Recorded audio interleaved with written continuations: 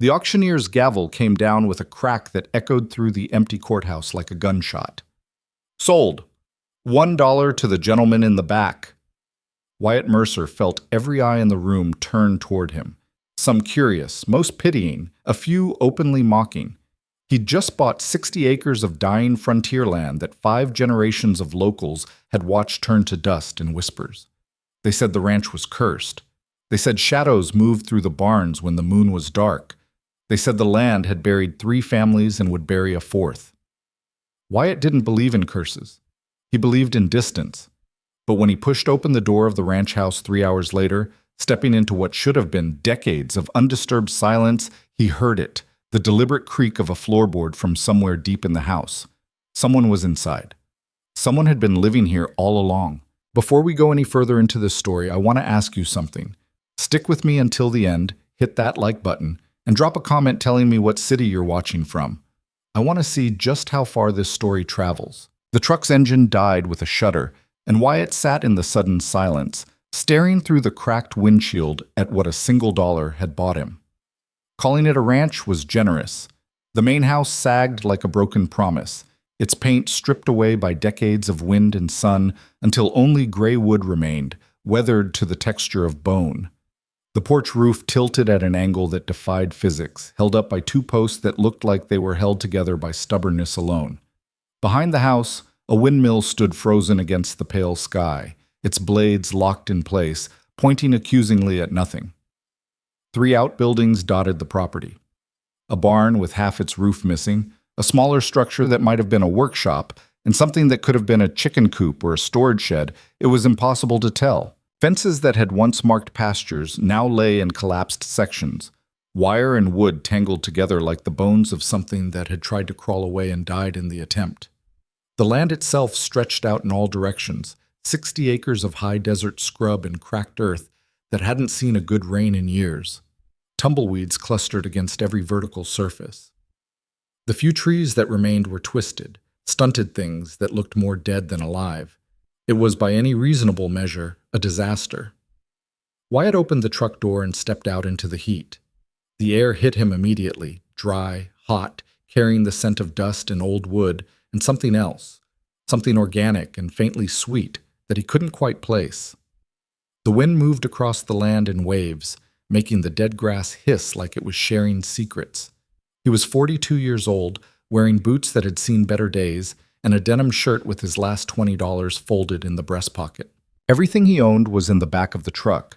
3 boxes of tools, 2 duffel bags of clothes, a cooler with 3 days of food, and a sleeping bag that had gotten him through worse nights than this promised to be. 6 months ago, he'd been running a contracting business in Phoenix, living in a decent apartment, dating a woman who laughed at his jokes. Then the economy shifted, the contracts dried up, and the debts started piling up faster than he could count them. The business failed. The apartment went. The woman left. He'd spent the last 4 months living in his truck, taking day labor when he could find it, watching his savings evaporate like water on hot asphalt. The ranch auction had been a last-ditch gamble he'd heard about from another contractor who'd seen the listing and laughed. "Some old place up near Millerton," the guy had said. "Been abandoned for 30 years. They're practically giving it away." Turned out practically meant exactly $1. Wyatt had driven 8 hours to get here, sitting in the back of a courthouse that smelled like old paper and floor wax, surrounded by locals who knew the land's history and wanted nothing to do with it. When the bidding opened, silence fell over the room like a held breath. The auctioneer had looked almost embarrassed. "Do I hear $1?" he'd asked, his voice carrying a note of desperate hope. Wyatt's hand had gone up before his brain could stop it. Now standing in the yard of his $1 investment, he wondered if the locals had been smarter than him after all. He walked toward the house, his boots crunching on gravel and dead grass. The porch steps groaned under his weight, but held. Up close, the damage was even worse. Windows broken or missing entirely, boards warped and split, the front door hanging on one hinge. But it was his. That counted for something. Wyatt pushed the door open, and it scraped across the floor with a shriek of wood on wood. Dust motes swirled in the shaft of sunlight that followed him inside, dancing like tiny stars. The interior was dim, his eyes taking a moment to adjust from the bright glare outside. The main room was larger than he'd expected, maybe 20 by 30 feet, with a stone fireplace dominating one wall and windows that would have let in plenty of light if they'd still had glass. Furniture remained, though calling it that was generous. A couch with the stuffing spilling out like guts. A table missing 2 legs propped up with concrete blocks. Chairs scattered around like someone had left in a hurry. The floor was covered in a thick layer of dust and debris. Dead leaves, dirt tracked in by animals, chunks of plaster that had fallen from the ceiling. But beneath all that he could see hardwood, old but solid. The walls were plaster over lath, cracked in places but mostly intact. The bones of the house were still good. Everything else was just decay. He moved through the main room toward a doorway that led deeper into the house. A kitchen, or what had been one. Cabinets with doors hanging open, a sink stained with rust, an old cast-iron stove that looked like it weighed 300 pounds. Another doorway led to what must have been a bedroom, and beyond that, a hallway stretched into shadows. That's when he heard it. A creak. Not the settling of an old house, or the wind pushing against loose boards. This was the specific weighted sound of someone stepping on a floorboard, the kind of creak that only happened when pressure was applied and released. Someone was in the house. Wyatt froze, his hand instinctively moving to his belt where he used to carry a hammer. His fingers found nothing but empty loops. The hammer was still in the truck. "I know you're in here," he called out, his voice carrying down the hallway. "I'm the new owner. I don't want any trouble, but you need to show yourself." Silence. Then another creak, closer this time. His heart rate kicked up, adrenaline sharpening his senses. He could leave, go back to the truck, call the sheriff, but something kept him rooted in place. Not fear exactly, but curiosity mixed with a stubborn refusal to be driven out of the first place he'd owned in months. "I'm not leaving," he said, louder now, "and I'm not armed. So let's just talk about this like reasonable people." A shadow moved at the end of the hallway. Then a figure stepped forward into the thin light coming through a broken window. She was young, 16, maybe 17, with dark hair pulled back in a braid that hung over one shoulder. She wore jeans streaked with dirt and a flannel shirt with the sleeves rolled up, revealing arms that were lean and tanned and corded with the kind of muscle that came from real work, not a gym. Her face was angular, all sharp cheekbones and a jaw set in an expression that fell somewhere between defiant and exhausted. But it was her eyes that stopped him. Dark brown, almost black, and completely unafraid. She looked at him the way someone might look at a coyote that had wandered into their yard, wary but not intimidated, waiting to see what he would do. "This is my house," she said. Her voice was rougher than he'd expected, like she didn't use it much. Wyatt blinked. "No, it's not. I just bought it at auction 3 hours ago. I've got the deed in my truck." "I don't care about your deed." She took another step forward, and he could see she was holding something, a wrench, old and heavy, gripped in one hand like she knew how to use it. "I've been living here for 3 years. That makes it mine." "That makes you a squatter," Wyatt said, though his tone was more curious than accusatory. "How the hell has nobody noticed you living here?" "Because I'm smarter than them," she said flatly, "and because nobody wanted this place enough to check." They stared at each other across the dim hallway. Two strangers caught in a standoff that neither of them had planned for. Wyatt let out a slow breath. "What's your name?" She hesitated, like the question might be a trap. "Mara." "Wyatt." He held up both hands, showing he was unarmed. "Look, Mara, I'm not trying to throw you out on the street, but I paid for this place and I need somewhere to live, so we need to figure this out." "There's nothing to figure out," Mara said. "You leave, or I make you leave." She was maybe 5'6" and couldn't have weighed more than 130 soaking wet. Wyatt was 6 feet tall and 200 pounds of construction-hardened muscle.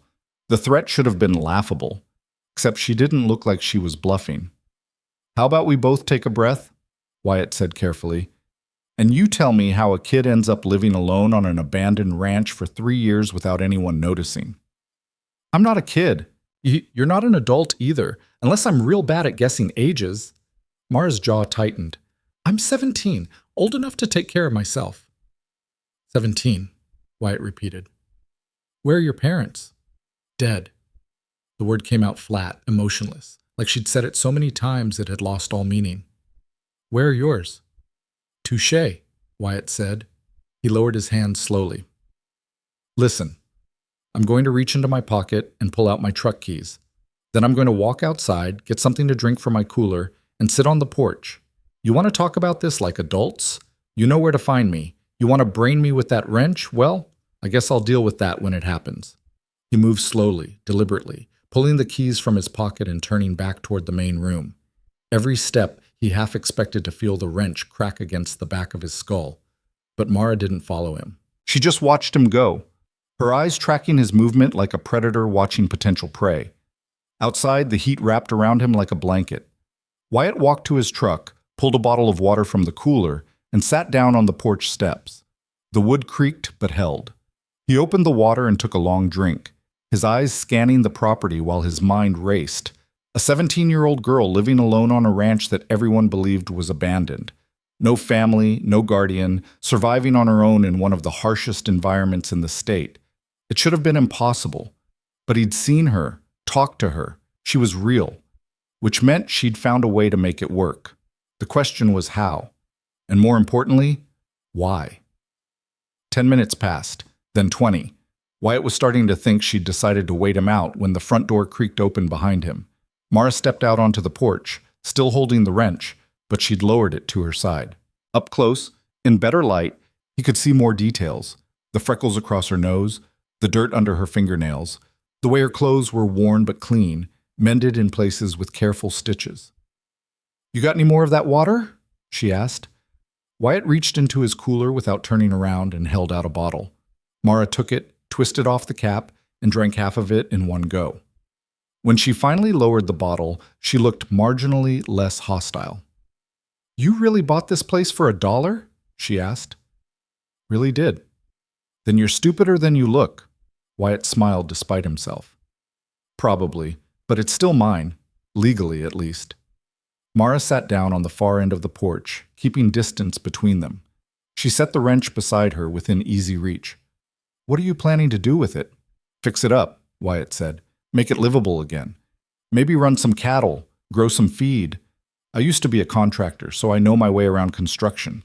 Figure if I can get water running and patch the roof, the rest is just time and work."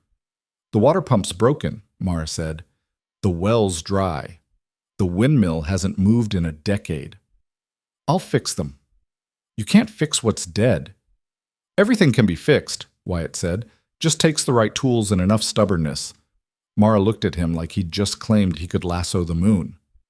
"You really believe that?" "I have to," Wyatt said quietly. "Otherwise, what's the point of trying?" They sat in silence for a while, the wind moving through the dead grass, the sun beginning its slow descent toward the western horizon.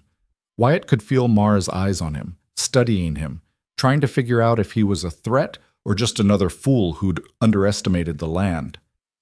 "How'd you survive out here?" he asked finally. 3 years is a long time with no help." "I had help," Mara said. "The land helped. You just have to know how to listen to it." That sounds like something from a fortune cookie." "That sounds like something from someone who doesn't know anything about the frontier," Mara shot back. "You city people think the land is just dirt and rocks, but it's alive. It gives you what you need if you're smart enough to take it without killing it." Wyatt turned to look at her. "Where'd you learn that?" "My grandfather." Her voice softened slightly. "He used to own this place. Taught me everything, how to find water, how to read weather, how to make do with what you've got. Then he got sick, had to move to town. The bank took the ranch. I stayed." "For 3 years," Wyatt said, "alone. Alone's not so bad when the alternative is worse." There was a story there. Wyatt could feel it. But he didn't push. Instead, he stood up, dusting off his jeans. "I'm going to start unloading my truck.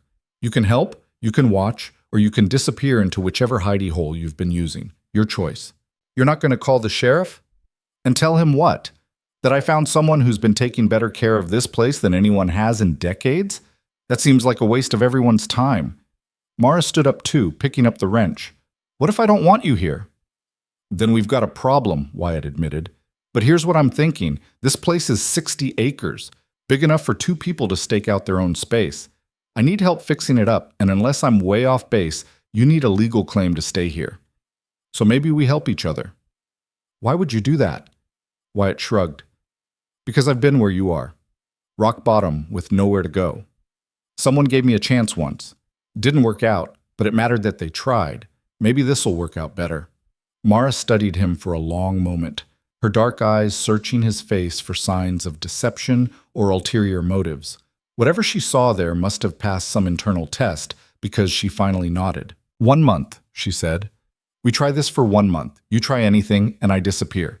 You won't find me, and you won't get a second chance. Fair enough, Wyatt said, extending his hand. Mara looked at his hand like it might bite her. Then, slowly, she reached out and shook it. Her grip was firm, calloused, the handshake of someone who'd worked with their hands their whole life. Tools are in the barn, she said, releasing his hand. At least the ones that still work. The water pump's in the workshop, but you'll need parts. Nearest hardware store is in Millerton, 20 miles south. How do you get to town? I don't, not unless I have to. Mara turned and started walking toward the barn. Come on, I'll show you what we're working with. Might change your mind about fixing this place. Wyatt grabbed his cooler from the truck and followed her across the yard. The barn was even worse up close. The missing section of roof had let rain in for years, rotting out half the floor. But Mara moved through the space with practiced ease, stepping over holes and around weakened boards without even looking down. She led him to a workbench against the far wall, covered in tools that looked like they'd survived a war. Hammers with cracked handles, saws with missing teeth, a hand drill that probably required 2 people to operate. But they were organized, each tool in its place, maintained as best as could be expected given their age. I've kept them clean, Mara said, running her hand along the bench. But most of them are too old or too broken to use for real work. Wyatt picked up a chisel, testing its edge with his thumb. This is better than nothing, and I've got my own tools in the truck. Between what you've got and what I've got, we can probably make do. Make do, Mara repeated, like she was tasting the words. That's the frontier in a nutshell. Make do or die trying. Cheerful thought. It's not about being cheerful. It's about being realistic. She moved to a corner of the barn and pulled back a tarp, revealing bags of something stacked against the wall. I've been storing food here, dried beans, rice, some canned goods I trade for in town. It's not much, but it'll keep us from starving while you figure out how unfixable this place really is. Wyatt walked over and examined the supplies. It was more than he'd expected, enough to feed 1 person for months, maybe 2 people for half that time. You've been planning for something. I've been planning for winter, Mara said. Out here, you're always planning for winter, even in summer. He looked at her, this fierce, strange girl who'd survived alone on dying land through sheer willpower and knowledge that someone else had given her. Your grandfather sounds like he was a hell of a teacher. Something flickered across Mara's face, pain, maybe, or longing. He was. Is. I don't know. Haven't seen him in 3 years. Where is he? Nursing home in Millerton, Silver Ridge Senior Living. She said it like the name tasted bad. Costs more than he's got. They'll take his Social Security until he dies, then kick him out or bury him, whichever comes first. Jesus, Wyatt muttered. Yeah. Mara dropped the tarp back over the supplies. So now you know why I stayed. This ranch was his whole life. Letting it die completely felt like letting him die. Stupid, maybe, but it mattered. It's not stupid, Wyatt said quietly. It's the opposite of stupid. They stood there in the dim barn, dust motes swirling in the shafts of light coming through the broken roof, 2 people who'd ended up in the same impossible place for completely different reasons. So what do we do first? Mara asked. Wyatt looked around the barn, then back toward the house, then out at the windmill standing silent against the sky. 1,000 things needed fixing. Choosing where to start felt like trying to decide which part of a sinking ship to bail out first. Water, he said finally. Everything else doesn't matter if we can't get water, so we start with the well. The well's dry, Mara said again. Then we dig deeper, Wyatt replied. Or we find a new one, or we figure out how to catch and store rain. There's always water. You just have to know where to look. Mara almost smiled. Almost. You sound like my grandfather. Then he was smarter than both of us. Wyatt headed for the barn door. Come on, let's see what we're really up against. They spent the rest of the afternoon surveying the property. Mara showed him everything: the dry well with its rusted pump, the windmill with seized bearings, the collapsed sections of fence that would need complete replacement, the areas where the soil was still good, and the areas where nothing would grow for years. It was overwhelming. Even with Wyatt's construction background and Mara's knowledge of the land, the scope of the work felt impossible. They'd need materials, tools, time, and luck. Lots of luck. But as the sun set and they stood at the edge of the property looking back at the house, Wyatt felt something he hadn't felt in months. Not hope, exactly. Hope was too fragile, too easy to break. This was something harder, something that could survive disappointment. Purpose. Tomorrow we go to Millerton, Wyatt said. Get parts for the pump, some lumber, whatever else we can afford with the $20 I've got left. $20 won't buy much, Mara said. Then we'll start small and work our way up. He turned to her. You good with that? Mara looked at the house, the barn, the land stretching out in the failing light. For 3 years she'd kept this place alive alone. Now she had help. Whether that was a blessing or a curse, time would tell. Yeah, she said finally. I'm good with that. They walked back to the house together as the first stars appeared overhead. The wind had died down, leaving the world quiet, except for the distant call of a night bird and the crunch of their boots on the dry ground. Wyatt spread his sleeping bag in the main room, using his duffel as a pillow. Mara disappeared down the hallway to wherever she'd been sleeping for the past 3 years. Neither of them talked about the arrangement. It was temporary, provisional, built on mutual desperation more than trust, but it was a start. As Wyatt lay in the dark, listening to the house settle around him, he thought about the auction, the locals who'd laughed at his bid, the land that everyone said was cursed. They were probably right. This place would probably eat him alive, take whatever he had left, and leave him worse off than when he'd arrived. But maybe, just maybe, being eaten alive by a place was better than slowly dissolving into nothing in the back of a truck. At least here, he'd go down fighting. At least here, he'd matter. From somewhere in the house, he heard Mara moving around, the soft sounds of someone who'd learned to live quietly so as not to be noticed. Then silence. Wyatt closed his eyes and let exhaustion pull him under. Tomorrow would bring the real work. Tomorrow, they'd start the long, brutal process of bringing dead land back to life. Tonight, they'd both gotten what they needed most: a place to be. Even if that place was held together by hope and stupidity in equal measure.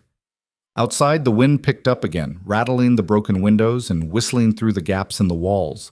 The house groaned and settled. The land waited. And somewhere in the darkness, the ranch that sold for $1 breathed its first breath of something that might, eventually, become life again. The sun hadn't fully cleared the horizon when Wyatt woke to the sound of metal scraping against metal. He sat up, his back protesting from a night on the hard floor, and followed the noise outside. Mara was in the yard working on something near the well. She dragged out a collection of pipes and fittings, laying them out in the dirt like puzzle pieces. Her hands were already black with grease, and sweat had plastered strands of dark hair to her forehead, despite the early morning cool. "You're up early," Wyatt said, walking over with the last bottle of water from his cooler. "Daylight's expensive out here," Mara replied without looking up. "You waste it sleeping, you pay for it later." She picked up a section of pipe and examined it closely, turning it in the light. "This one's cracked. This one too. Actually, most of these are garbage." Wyatt crouched beside her, studying the collection. She was right. Decades of exposure had corroded the metal, left it brittle and useless. "We'll need to replace all of it." "With what money?" "With the $20 I've got and whatever credit I can talk someone into giving me." He stood up, brushing dust off his jeans. "Get cleaned up. We're going to town." Mara's head snapped up, her expression instantly guarded. "I don't go to town." "You do today. I need someone who knows what this pump actually needs. And I'm guessing that's you." "I can write you a list."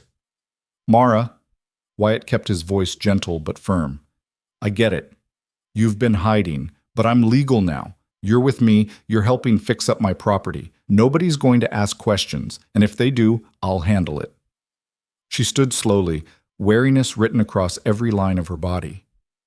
"You don't know what you're promising. Then tell me." Mara wiped her hands on her jeans, leaving dark streaks.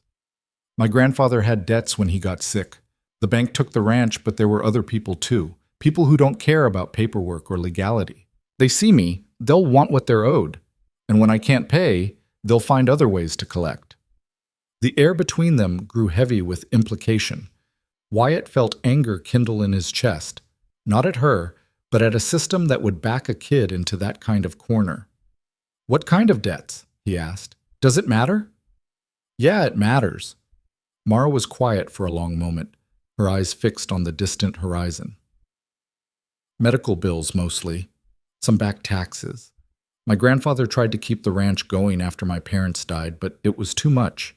Too much land, too much work, too much money bleeding out every month. He borrowed from the bank, then from neighbors, then from people who shouldn't be in the lending business. When he couldn't pay, they came for the ranch. He signed it over to save me from inheriting the debt. Then he made me promise I'd stay in school, be a good girl, live with the foster family the state would send me to." She finally looked at Wyatt. "I kept the first promise for a year, broke the other two the minute they tried to put me in a car headed for Helena." "How much does he owe?" "Why?" "You planning to pay it with your $20? "I'm planning to understand what we're dealing with," Wyatt said. "How much?" $37,000, Mara said flatly. "Might as well be $37 million. Either way, it's never getting paid." Wyatt whistled low. It was a staggering amount, especially out here where a good year's profit from a small ranch might be $10,000 or $15,000 if you were lucky. No wonder the land had gone for $1. "All right," he said. "Then we're careful. You keep your head down, we get what we need, and we get out. But I need you there, Mara. I can't do this alone." She searched his face, looking for something, reassurance maybe, or proof that he wasn't leading her into a trap. Whatever she found must have been enough, because she finally nodded. "I need to change," she said, "and I'm taking one of your shirts. Mine all have holes. Take whatever you need."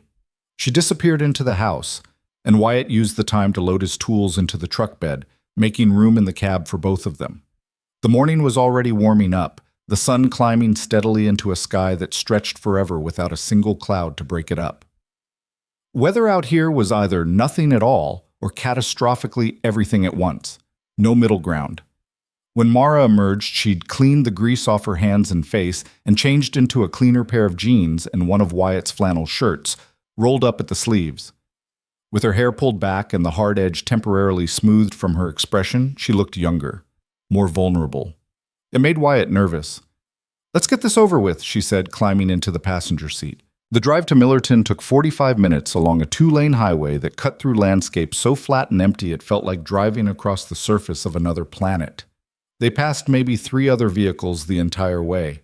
Mara spent most of the trip staring out the window, her body language tight, prepared for flight. Millerton wasn't much, maybe 2,000 people if you counted generously and included everyone within a 10-mile radius. Main Street ran for 6 blocks, lined with the kinds of businesses that served ranchers and farmers: a feed store, a hardware store, a bank, a diner, a gas station, and a handful of other shops that looked like they'd been there since the 50s and weren't planning on leaving anytime soon. Wyatt parked in front of Henderson's Hardware, a squat building with faded red paint and a sign that promised everything you need, nothing you don't. "You good?" he asked Mara. She nodded, but her hand was already on the door handle, ready to bolt if necessary. Inside, the store smelled like oil and sawdust, and the particular mustiness of a place that had been accumulating inventory for decades. Every available surface was covered with goods: plumbing supplies, electrical fixtures, hand tools, power tools, lumber, wire, rope, paint, nails, and 1,000 other things arranged in a system that probably made sense to someone, but looked like organized chaos to Wyatt. An old man stood behind the counter, reading a newspaper through glasses that had slipped halfway down his nose. He looked up when they entered, his eyes moving from Wyatt to Mara and then staying there, his expression shifting from customer service neutral to something harder. "Help you?" he asked, the question directed at Wyatt, but his gaze still on Mara. "Need parts for a water pump," Wyatt said, moving to stand slightly between them. "Old system, probably original to a house built in the 40s. "That'd be the Vance place," the old man said. Heard someone bought it at auction. That you? It is. Fool's purchase if I ever saw one. The old man finally looked at Wyatt properly. That land's been dead for 30 years. Pump parts won't fix what's wrong with it. I'll take my chances, Wyatt said evenly. You going to sell me what I need, or should I try somewhere else? The old man grunted, folding his newspaper. Somewhere else is 60 miles north. I'll sell you parts, but don't come crying when they don't work. He shuffled toward a back section filled with plumbing supplies. What exactly are we looking at? Mara spoke up before Wyatt could answer. The pump housing is cracked, the impellers seized, and we need new piping from the wellhead to the pressure tank. Probably 50 feet, galvanized if you've got it. The old man stopped and turned slowly. You know pumps. I know that pump, Mara corrected. Recognition flickered across the old man's face. You're Samuel Vance's granddaughter, the one who ran off. I didn't run off, Mara said, her voice flat. I stayed. Everyone else left. State was looking for you. State can keep looking. The old man's expression was impossible to read, somewhere between respect and disapproval, with a heavy dose of frontier pragmatism that said a 17-year-old surviving alone on a dead ranch was both impressive and troubling in equal measure. Your grandfather still at Silver Ridge? He asked. Far as I know. They treating him all right? He's alive, Mara said. That's about all I can say for it. The old man nodded slowly, then continued to the plumbing section. Pump housing's going to be expensive. New impeller, too. Piping I can do cheap if you don't mind used. Got some galvanized that came out of the Morrison place when they upgraded last year. It's good metal, just needs cleaning. How much for everything? Wyatt asked. The old man did some mental math. New parts, you're looking at $300 minimum. Used where I can substitute, maybe half that.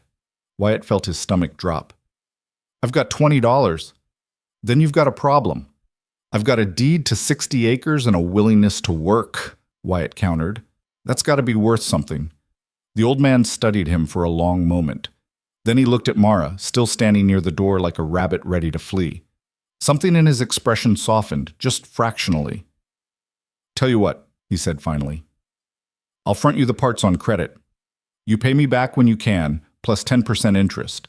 Miss a payment, and I take it out of your hide. Fair? It wasn't fair by any reasonable definition, but it was the only option Wyatt had. Fair, he agreed. One condition, the old man added. You hire local when you need help. Money should stay in the community, not disappear into some contractor's pocket in Phoenix or Billings. I am local now, Wyatt said. And I'm the contractor. The old man almost smiled. Then I guess we've got a deal. He extended his hand. Name's Henderson. My family's owned this store for 4 generations. Probably will for 4 more, assuming we don't all blow away in the wind first. Wyatt shook his hand. The old man's grip was still strong despite his age, calloused and rough. Wyatt Mercer, and you've already met Mara. Henderson nodded to her. Your grandfather was a good man. Proud, stubborn as hell, but good. He taught you well if you can identify pump parts by memory. He taught me everything, Mara said quietly. Then you'll do right by that land. Henderson started pulling parts from shelves, examining each one before adding it to a growing pile on the counter. This is going to be hard work. That soil hasn't seen good water in years. Pump's going to fight you every step, and even if you get it running, you'll need to pray for rain to fill the aquifer back up. We'll manage, Wyatt said. That's what Samuel said, Henderson replied, right up until he couldn't anymore. They loaded the parts into the truck bed, a new pump housing, a refurbished impeller, 50 feet of used galvanized pipe that was dented but sound, new fittings, and a collection of tools that Henderson threw in as a gesture of goodwill. Or pity. Probably pity. Before they left, Henderson pulled a small box from behind the counter and handed it to Mara. This came in last week. Ordered it 6 months ago for your grandfather before things went south. Never got picked up. It's paid for, so it's yours if you want it. Mara opened the box carefully. Inside was a leather journal bound with a thick cord, its pages blank and cream-colored. The kind of thing meant for important thoughts, for keeping records, for preserving memory. What is it? Wyatt asked. Granddad used to keep journals, Mara said, running her fingers over the leather. Everything that happened on the ranch. Weather, crops, repairs, births, deaths. He had 30 years of them, all lined up in his office. The bank probably threw them out when they cleared the house. She looked up at Henderson. Thank you. Don't thank me, Henderson said gruffly. Just put it to use, and come back in one piece, both of you. That land's got teeth. They drove back to the ranch in silence, both lost in their own thoughts. Wyatt kept glancing at Mara, watching her hold the journal like it was made of glass. He wanted to ask what she was thinking, but something told him the answer wasn't ready to be spoken yet. Back at the ranch, they unloaded the parts and laid them out in the workshop, a small building with a dirt floor and walls that leaked light through gaps in the boards. It was barely standing, but it had a workbench and enough room to spread out, which was all they needed. We should start with the piping, Mara said, falling into the kind of focused practicality that seemed to be her default state. Get it cleaned and checked for leaks before we waste time on the pump itself. Agreed. Wyatt grabbed a wire brush and started scrubbing the first length of pipe. The rust came off in flakes, revealing metal underneath that was scarred but solid. You ever work on a pump before? Dozens of times, Mara said. Granddad made sure I knew how to maintain everything. Said being dependent on repairmen was the fastest way to go broke on a ranch. Smart man. He had to be. This land doesn't forgive mistakes. They worked through the morning and into the afternoon, stopping only to eat some of the canned beans Mara had stored and drink water that they rationed carefully. The heat climbed into the 90s, turning the workshop into an oven. Sweat dripped into Wyatt's eyes, stinging and blurring his vision, but he kept working. Mara was relentless.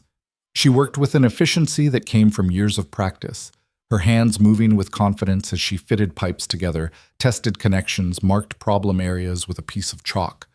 When something didn't fit, she didn't force it. She stepped back, reassessed, found another way. Where'd you learn patience like that? Wyatt asked during one of their short breaks. From failing, Mara said simply. You break enough things by rushing, you learn to slow down. By late afternoon, they had 20 feet of pipe cleaned, tested, and ready to install. It wasn't much, but it was progress.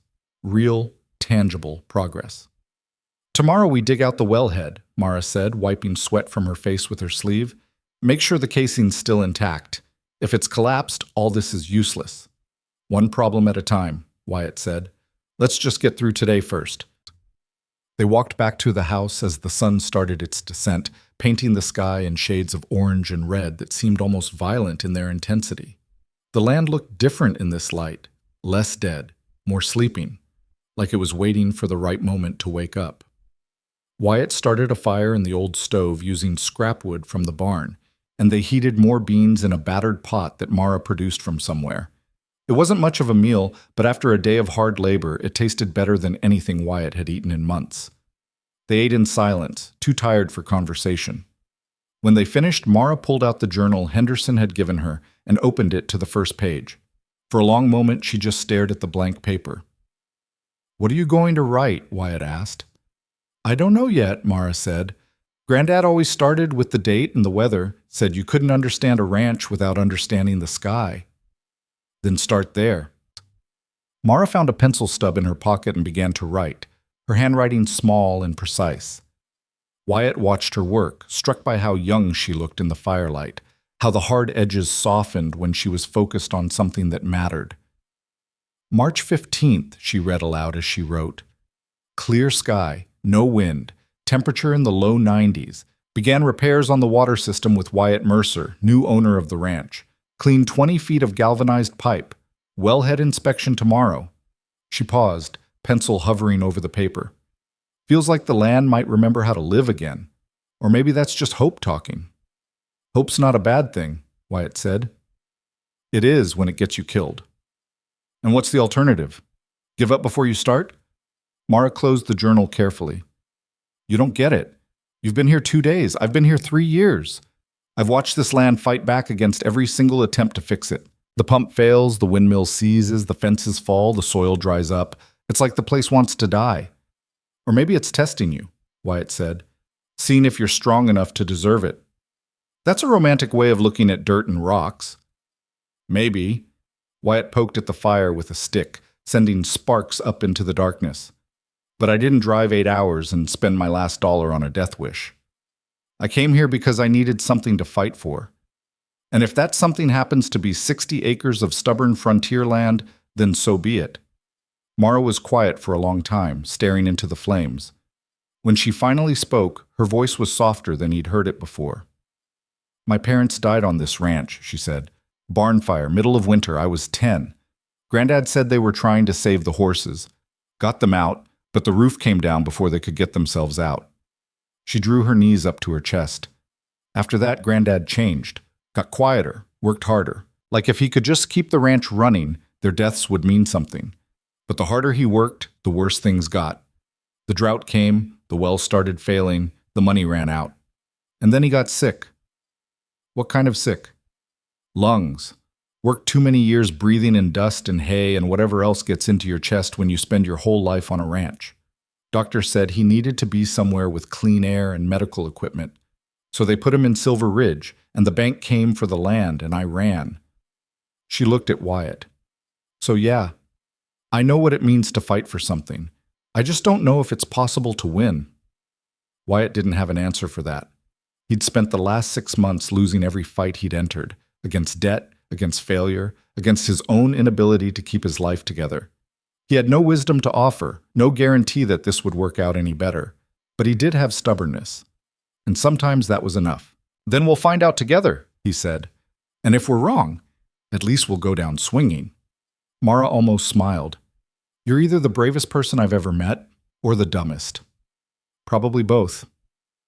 They sat by the fire until it burned down to embers, neither of them quite ready to retreat to their separate corners of the house. Outside, the night sounds of the desert filled the silence. Insects chirping, something small and furred rustling in the brush, the distant call of an owl hunting in the darkness. Eventually, Mara stood and stretched, her joints popping audibly. I'm exhausted, she announced. Tomorrow's going to be worse. Looking forward to it, Wyatt said, and was surprised to find he meant it. She disappeared down the hallway, and Wyatt spread out his sleeping bag in the main room. His body ached in a dozen places, muscles protesting from the unfamiliar work. But it was a good ache, the kind that came from actually doing something instead of just surviving. He lay in the dark, listening to the house settle around him, and thought about everything that had happened in just 2 days. He'd gone from homeless and desperate to a landowner with a purpose and a partner, even if that partner was a 17-year-old with more survival skills than most adults he knew. The journal entry Mara had written echoed in his mind. Feels like the land might remember how to live again. Maybe it would.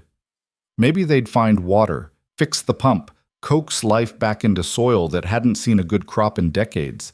Maybe they'd prove everyone wrong. Or maybe they'd fail spectacularly and end up as another cautionary tale about people who didn't know when to quit. Either way, Wyatt thought, as sleep began to pull him under, it was better than dying slowly in the back of a truck. The next morning arrived with the same relentless heat.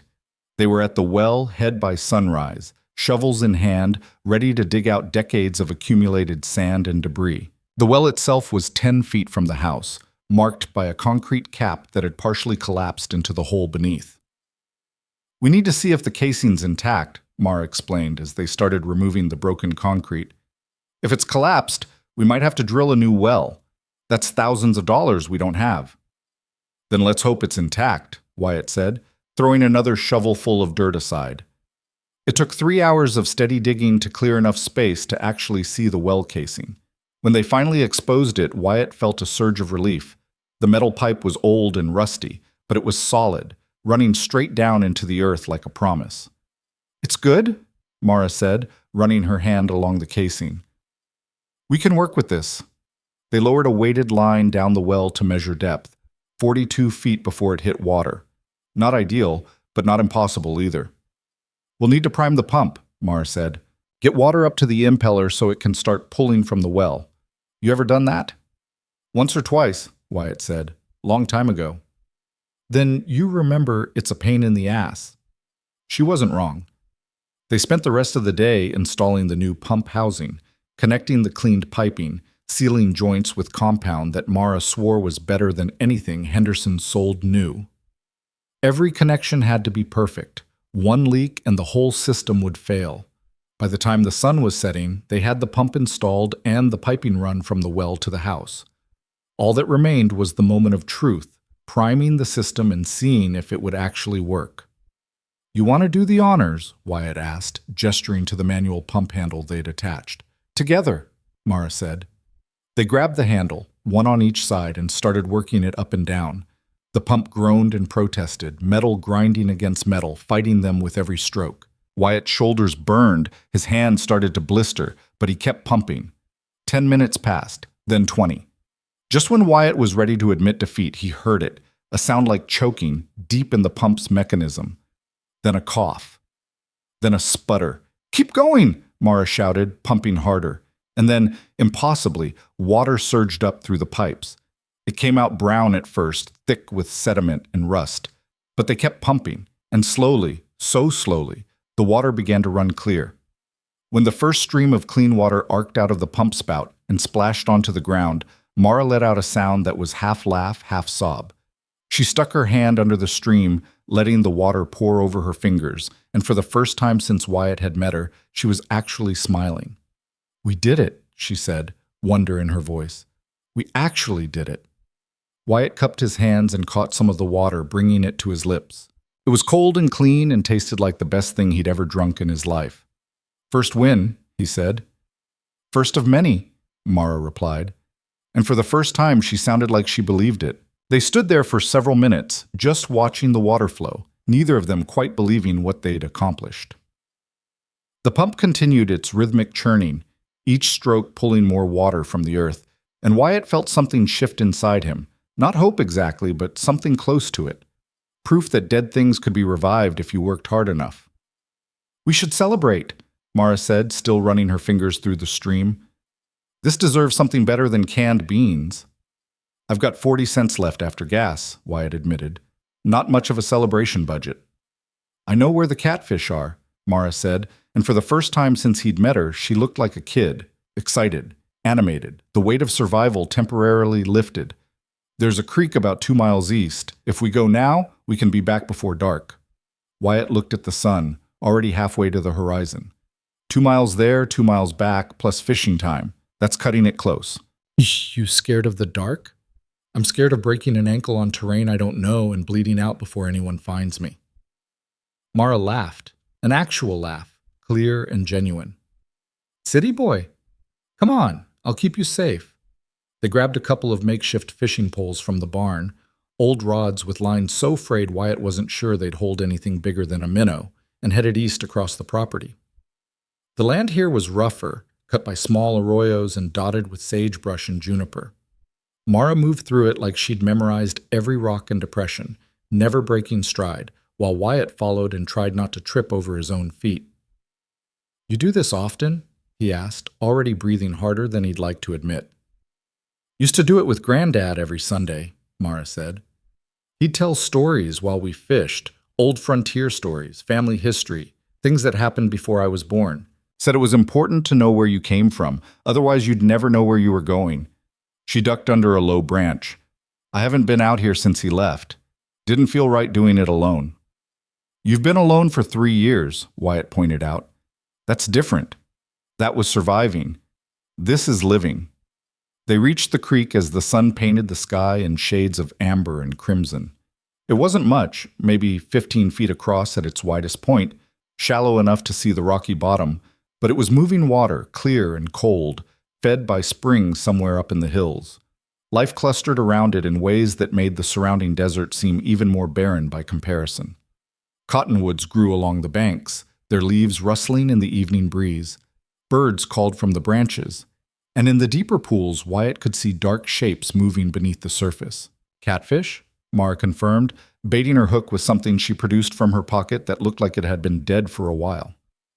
"They're not pretty, but they taste good if you cook them right." "And you know how to cook them right?" "Granddad taught me," she said, casting her line into the deepest pool. "He taught me everything." They fished in comfortable silence as the light faded. Wyatt's line got a few nibbles, but nothing committed. Mara, on the other hand, pulled up 2 decent-sized catfish in the first 20 minutes, handling them with practiced efficiency that spoke of years doing this exact thing. You're making me look bad, Wyatt said as she added the second fish to a wet burlap sack. You are bad, Mara replied. At fishing, anyway.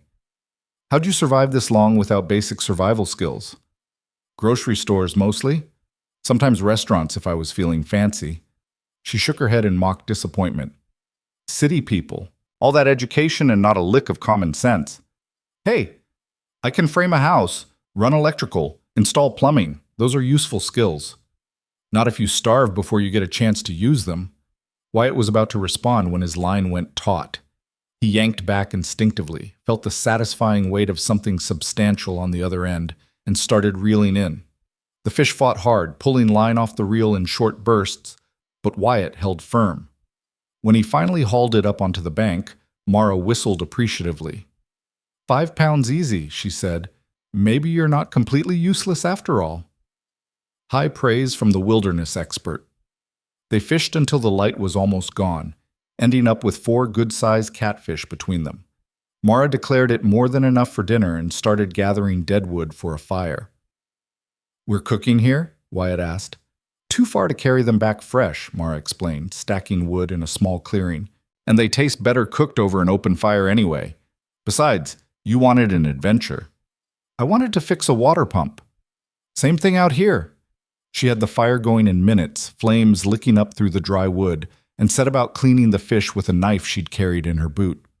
Wyatt watched her work, fascinated by the casual competence with which she handled tasks he'd never even considered learning.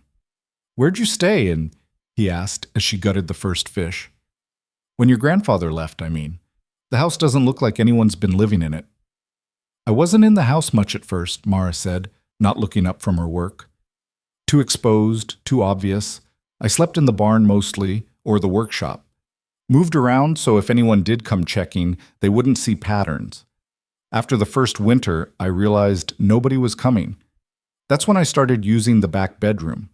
Still kept it looking abandoned from the outside, but at least I had a real roof over my head. You must have been scared. Every single day. She set the cleaned fish on a flat rock near the fire. But scared's better than trapped. The foster system would have put me somewhere random, with people I didn't know, in a place that had nothing to do with my family or my history. At least here, I was scared on my own terms. Wyatt wanted to tell her that no 17-year-old should have to make that choice, that the system was supposed to protect kids like her, not force them into impossible decisions. But he'd seen enough of the world to know that what should be and what actually is rarely overlapped. Instead, he said, "Your grandfather would be proud of you." Mara's hands stilled for just a moment. Then she resumed her work, but her voice was quieter when she spoke. Maybe. Or maybe he'd be angry I didn't do what he asked. Hard to say. They cooked the fish on sticks over the fire, the skin crackling and spitting fat into the flames. It was simple food, seasoned with nothing but smoke and salt from Mara's pocket, but it tasted incredible. They ate with their fingers, barely letting the meat cool before burning their mouths in their eagerness. This is the best meal I've had in months, Wyatt admitted, reaching for his third piece. That's because you worked for it, Mara said. Food always tastes better when you earn it. Is that frontier wisdom, or are you making it up? Granddad used to say it.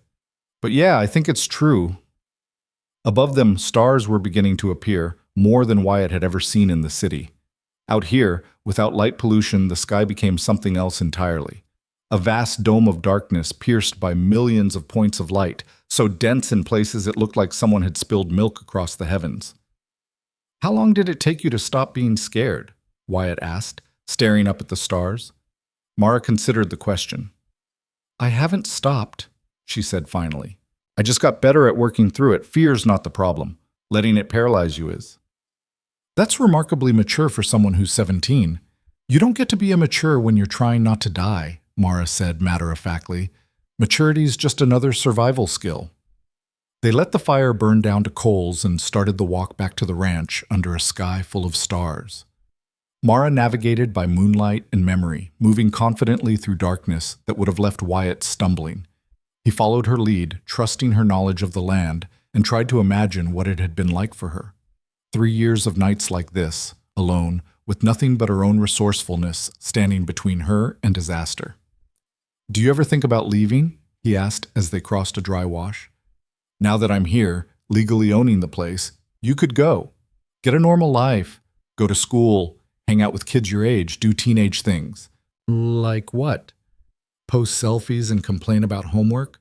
Mara's voice carried an edge of contempt.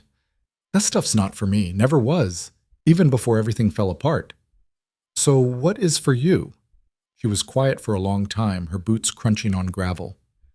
This, she said finally, gesturing at the darkness around them. Land, work, building something that matters. I know it probably sounds weird to someone from the city, but I don't want an easy life. I want a real one. Those aren't mutually exclusive. Aren't they? Everyone I've ever met who had an easy life spent all their time being miserable about stupid things. Meanwhile, people out here who work their asses off just to survive seem, I don't know, more alive somehow. Like the struggle gives them purpose. Or maybe you're romanticizing hardship because it's all you've known. Mara stopped walking and turned to face him. In the moonlight, her expression was serious, thoughtful. Maybe, she admitted. But I've seen both sides. I went to regular school before everything happened. Had friends, went to movies, did normal kid stuff. And you know what? I was bored out of my mind. Nothing felt real. Nothing mattered. She started walking again. Then my parents died and everything got hard and terrible, but it also got real.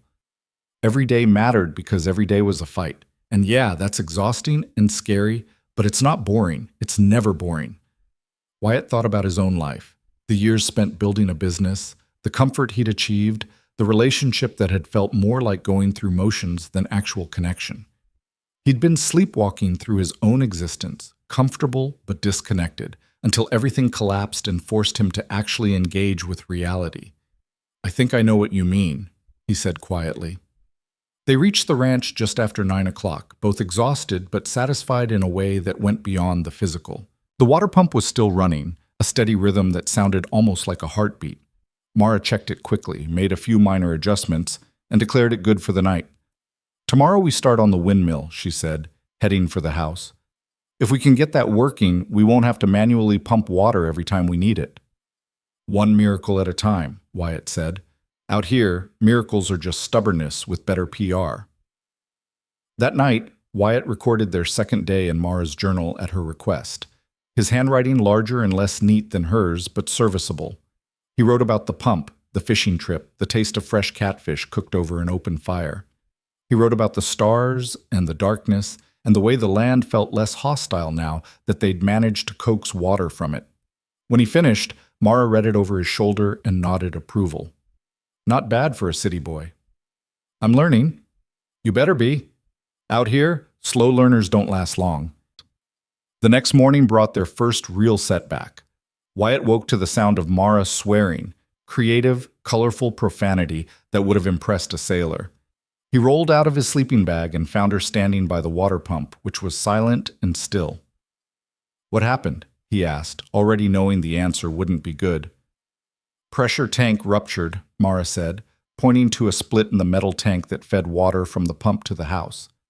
Probably couldn't handle the pressure after sitting empty for so long. We'll need to replace it. How much? 200, maybe 300 for a new one. Used, if we can find one, maybe half that. Wyatt did quick mental math on their credit line with Henderson. They'd already used most of it on the pump parts. Another 300 would put them deep in debt before they'd even gotten started. Can we patch it? He asked. Not reliably. It's a pressure vessel. Patch it wrong and it'll either fail immediately or, worse, fail when we're not around and flood everything. Then we need to find another way. They spent the morning brainstorming solutions, each more impractical than the last. By noon, they were both frustrated and no closer to an answer. That's when they heard the sound of an engine approaching, the first vehicle they'd seen on the property since Wyatt had arrived. A battered pickup truck pulled into the yard, kicking up a plume of dust.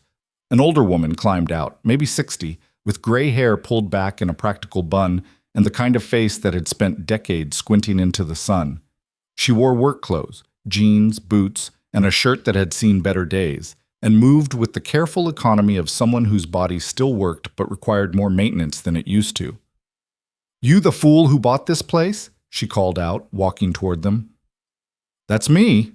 Wyatt said, wiping his hands on his jeans. Wyatt Mercer. Ruth Campbell. I ranch about 15 miles north. She looked around the property with an appraising eye. Heard someone was trying to bring this land back. Wanted to see if the rumors were true or if you'd already given up and run off. Still here, Wyatt said, though we've hit a snag with the water system. Ruth walked over to the pump and examined the ruptured tank with the eye of someone who'd seen this problem before. Pressure tank's shot, she said. You'll need a new one. So we've been told, Mara said, her tone wary. You offering to sell us one? Ruth looked at her properly for the first time, and recognition flickered across her face. You're Samuel's granddaughter, the one everyone thought had run off to Helena. I'm still here too, Mara said evenly. I can see that. Ruth's expression was unreadable. Your grandfather was a good man. Stubborn as hell, but good. He helped me out once when my well collapsed. Spent 3 days working on it, wouldn't take a dime. She turned back to Wyatt. So I figure I owe him one. I've got an old pressure tank sitting in my barn. Replaced it last year when I upgraded my system. It's used, but it's got life left in it. You can have it if you come get it. How much? Wyatt asked, already dreading the answer. I just told you, you come get it. No charge. Consider it paying forward a debt. She pulled a piece of paper and a pen from her pocket and scribbled an address. This is my place. Come by tomorrow if you can. I'll be there all day. She handed the paper to Wyatt, nodded to Mara, and climbed back into her truck. Before she drove off, she rolled down her window and called out, Your grandfather's at Silver Ridge, if you didn't know. Room 117. They let him have visitors on Tuesdays and Thursdays. Then she was gone, leaving them standing in a cloud of dust, both stunned by the unexpected generosity. Did that just happen? Wyatt asked. Frontier code, Mara said quietly. You help your neighbors because someday you'll need help too. Granddad lived by it. Guess other people remember. You think we can trust her? Why wouldn't we? She's not getting anything out of it except the satisfaction of paying back a debt. That's currency out here, keeping your word, honoring obligations. It matters more than money. They spent the rest of the day working on other repairs, patching holes in the barn roof, reinforcing fence posts that were barely standing, clearing debris from the workshop. The work was endless, but it felt different now. They had water, they had help coming, and most importantly, they had momentum. That evening, as they ate more beans and sat watching the sunset paint the sky impossible colors, Mara said, We should go see him. Your grandfather? Yeah, tomorrow. We'll go to Ruth's place, pick up the tank, and then stop at Silver Ridge. Her voice was carefully neutral, but Wyatt could hear the tension underneath. You haven't seen him in 3 years, he said gently. I know. That's a long time. I know, Mara repeated, more forcefully this time. But if we're really doing this, if we're really bringing this place back, he should know. He deserves to know. Are you sure you're ready for that? Mara was quiet for a long moment, staring into the fire. No, she admitted, but I don't think I ever will be. And the longer I wait, the harder it gets. Wyatt wanted to tell her she didn't have to do this, that she could wait until she felt more prepared, more certain. But he knew that wasn't how this worked. Some things you just had to face head on, ready or not. Okay, he said. Then we'll go tomorrow. That night, Mara wrote in the journal herself for the first time since Henderson had given it to her. Wyatt saw her sitting in the firelight, the pencil moving slowly across the page, her expression distant. He didn't ask what she was writing. Some thoughts needed privacy to exist. The next morning, they loaded Wyatt's truck with tools and rope for securing the pressure tank and headed north to Ruth Campbell's ranch. The drive took 40 minutes along roads that were more suggestion than actual pavement, and when they arrived, Wyatt understood immediately why Ruth had seemed so unfazed by their struggling operation. Her ranch was modest but functional, a house that had been maintained over the years, outbuildings that were weathered but sound, pastures with actual grass and cattle grazing peacefully. It wasn't wealthy by any measure, but it was surviving, which out here was its own kind of success. Ruth met them in the yard and led them to a barn that made Wyatt's look like a pile of kindling. Inside, the pressure tank sat on a workbench, cleaned and ready to go. I'd help you load it, but my back's not what it used to be, Ruth said apologetically. We've got it, Wyatt assured her, but Together, he and Mara wrestled the tank into the truck bed and secured it with rope. "You two make a good team," Ruth observed, watching them work. "That's important. Land doesn't care how skilled you are individually if you can't work together." "We're still figuring that part out," Wyatt admitted. "Aren't we all?" Ruth handed Mara a small package wrapped in brown paper. "This is for your grandfather. Tell him Ruth Campbell sent it and that I remember the promises we made." Mara took the package carefully.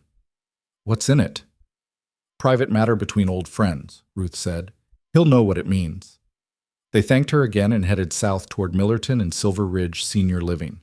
The closer they got, the quieter Mara became, until she was staring out the window in complete silence, her hands gripping the package Ruth had given her like it was an anchor. "You can still change your mind," Wyatt said as they pulled into the parking lot. "No, I can't," Mara replied. Mara shot. "I've been a coward long enough." Silver Ridge was a single-story building that tried to look cheerful with its pale blue paint and flower boxes, but couldn't quite hide its institutional nature. Inside, it smelled like antiseptic and cafeteria food, and the fluorescent lights hummed with a frequency that set Wyatt's teeth on edge. They signed in at the front desk, Wyatt giving his name as Mara's guardian, a lie that the board receptionist didn't bother questioning, and walked down a hallway lined with rooms that all looked exactly the same. Room 117 was at the end of the hall, its door slightly ajar. Mara stopped in front of it, her hand raised to knock, frozen in indecision. "You want me to go in first?" Wyatt offered. "No, I need to do this." She took a deep breath and pushed the door open. The room was small and sparse, a bed, a chair, a small TV mounted to the wall, a window that looked out on a parking lot. An old man sat in this chair, staring at the TV without really watching it, his body thin and frail beneath a flannel robe that looked 3 sizes too big. "Granddad?" Mara's voice was barely a whisper. The old man turned slowly, his eyes taking a moment to focus. When they did, his expression cycled through confusion, recognition, and finally something that looked like pain and joy fighting for dominance. "Mara?" His voice was rough, damaged by whatever had destroyed his lungs. "Is that really you?" "It's me," she said, stepping into the room. "I'm sorry I didn't come sooner. I'm sorry I—" But she didn't get to finish because Samuel Vance was out of his chair faster than seemed possible for someone his age, crossing the room in 3 steps and pulling her into an embrace that nearly knocked them both over. "You're alive," he rasped, holding her like she might disappear if he let go. "Thank the stars, you're alive." I didn't know. The state said they couldn't find you, and I thought—" "I stayed," Mara said into his shoulder, her voice breaking. "I stayed at the ranch. I couldn't let it die, Granddad. I couldn't let everything you built just disappear." Samuel pulled back, holding her at arm's length, his eyes searching her face. 3 years? You survived there alone for 3 years? "I had help," she said, gesturing to Wyatt. "This is Wyatt Mercer. He bought the ranch at auction. We're fixing it up together." Samuel looked at Wyatt properly for the first time, his gaze sharp despite his age. "You bought my ranch?" "For $1, sir," Wyatt said. "I know that probably doesn't sit well with you, but $1, Samuel repeated, and then he laughed, a sound that turned into a cough that racked his whole body. When he recovered, his eyes were watering but amused. "That place cost me 40 years of my life, and they sold it for $1. That's frontier economics for you." "We're going to bring it back," Mara said urgently. "We fixed the pump, got water running again. We're working on the windmill next, and Ruth Campbell gave us a pressure tank, and—" "Slow down," Samuel said gently, guiding her to sit on the bed while he returned to his chair. "Start from the beginning. Tell me everything." So they did. Mara and Wyatt took turns explaining the last week, the auction, their first confrontation, the work they'd done, the water pump, the fishing trip, Ruth's unexpected generosity. Samuel listened intently, his expression cycling through surprise, concern, pride, and something else that Wyatt couldn't quite identify. When they finished, Samuel was quiet for a long time. Then he reached out and took Mara's hand. "I told you to go to Helena," he said softly. "I made you promise." "I know. I thought I was protecting you, Thought the ranch would destroy you the way it—" He stopped, pain flickering across his face. "I thought you'd be safer somewhere else." "I was safer at home," Mara said firmly. "Even alone, even scared, I was safer there than anywhere else. Because you taught me how to survive. You taught me everything I needed." Samuel's eyes filled with tears. "I'm so sorry, child. I'm sorry I left. Sorry I made you feel like you had to choose. Sorry I wasn't strong enough to—" "Stop," Mara interrupted. "You were strong enough. You are strong enough. You did what you had to do, and I did what I had to do, and now we're going to do what comes next." She handed him the package Ruth had sent. Samuel unwrapped it slowly, his hands shaking slightly. Inside was a photograph, faded and creased, but clearly showing two young people standing in front of a newly built ranch house, both grinning at the camera like they owned the world. "Ruth and I built that house together," Samuel said quietly. "Summer of 1952. We were going to get married, raise a family, make something out of that land." He touched the photograph gently. "But her family had other plans. Married her off to a banker's son from Helena. I married your grandmother instead, made peace with how things turned out. But Ruth and I stayed friends, helped each other when times got tough. That's what neighbors do." He looked up at Mara, then at Wyatt. "The ranch is in good hands," he said. "I can see that now. You two have something I never quite managed, partnership without resentment. That's rarer than you think." "We're just figuring it out as we go," Wyatt said. "That's all anyone ever does," Samuel replied. "The secret is being honest about it." They stayed for another hour, talking about plans for the ranch, about what worked and what didn't, about the mistakes Samuel had made and the lessons he'd learned. It was the kind of conversation that only came from shared experience, from understanding that land and life were both harsh teachers that didn't offer second chances. When they finally left, promising to return the following week, Samuel stood at his window and watched them go. Wyatt glanced back once and saw the old man standing there, one hand pressed against the glass, and understood that they'd given him something he'd thought was lost forever. Hope that his life's work might actually survive him. On the drive back to the ranch, Mara was quiet but different than before. The tension had drained out of her, replaced by something calmer, more settled. "Thank you," she said as they turned onto the property. "I didn't do anything." "You drove me there. You stood next to me. That's not nothing." They installed the pressure tank that afternoon, working until the sun set and the stars came out. When they finally got the system pressurized and heard water flowing through the pipes into the house for the first time in decades, Mara turned to Wyatt with tears streaming down her face. "He's going to see this place alive again," she said.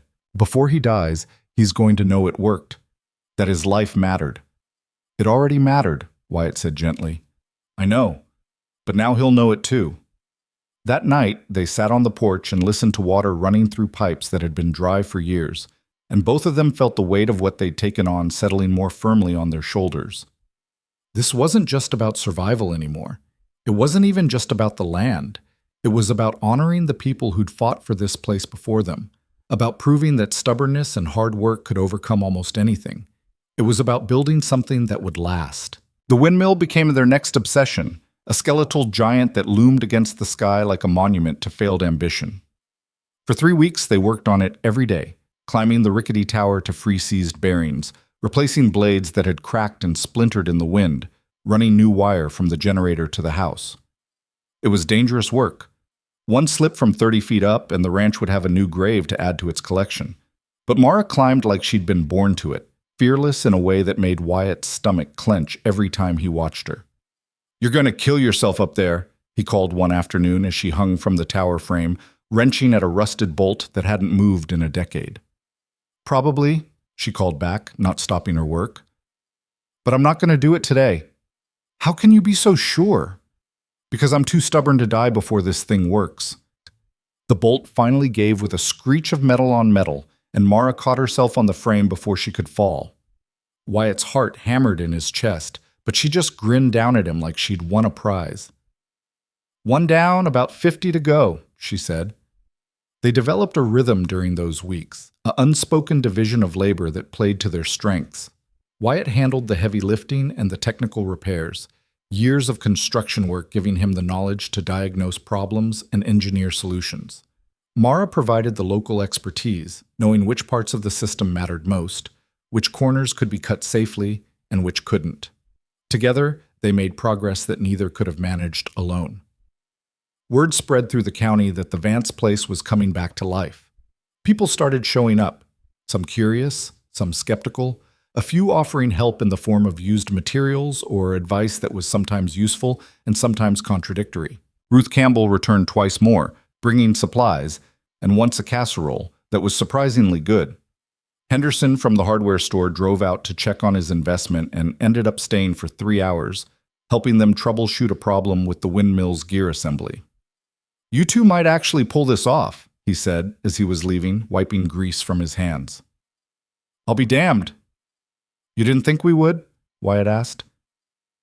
"I thought the land would eat you alive within a month," Henderson admitted. "Still might, but you've lasted longer than I expected, and that counts for something." Not everyone was supportive. There were others, men in trucks who would slow down as they passed, watching the property with eyes that held something between hostility and calculation. Wyatt noticed them but didn't comment, and Mara pretended they didn't exist, though he caught her tracking their movements whenever they appeared. "Who are they?" he asked finally, after the third time the same dark blue pickup had rolled by at walking speed.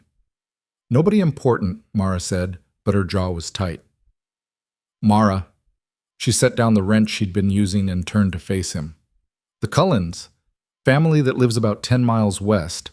They were one of the groups Granddad borrowed from when things got bad. Frank Cullen's the oldest son. He's the one driving. He's been waiting for someone to try making this place valuable again so he could come collect what he's owed." "How much does your grandfather owe them?" $5,000 plus interest. Probably close to 8 by now." She picked up the wrench again.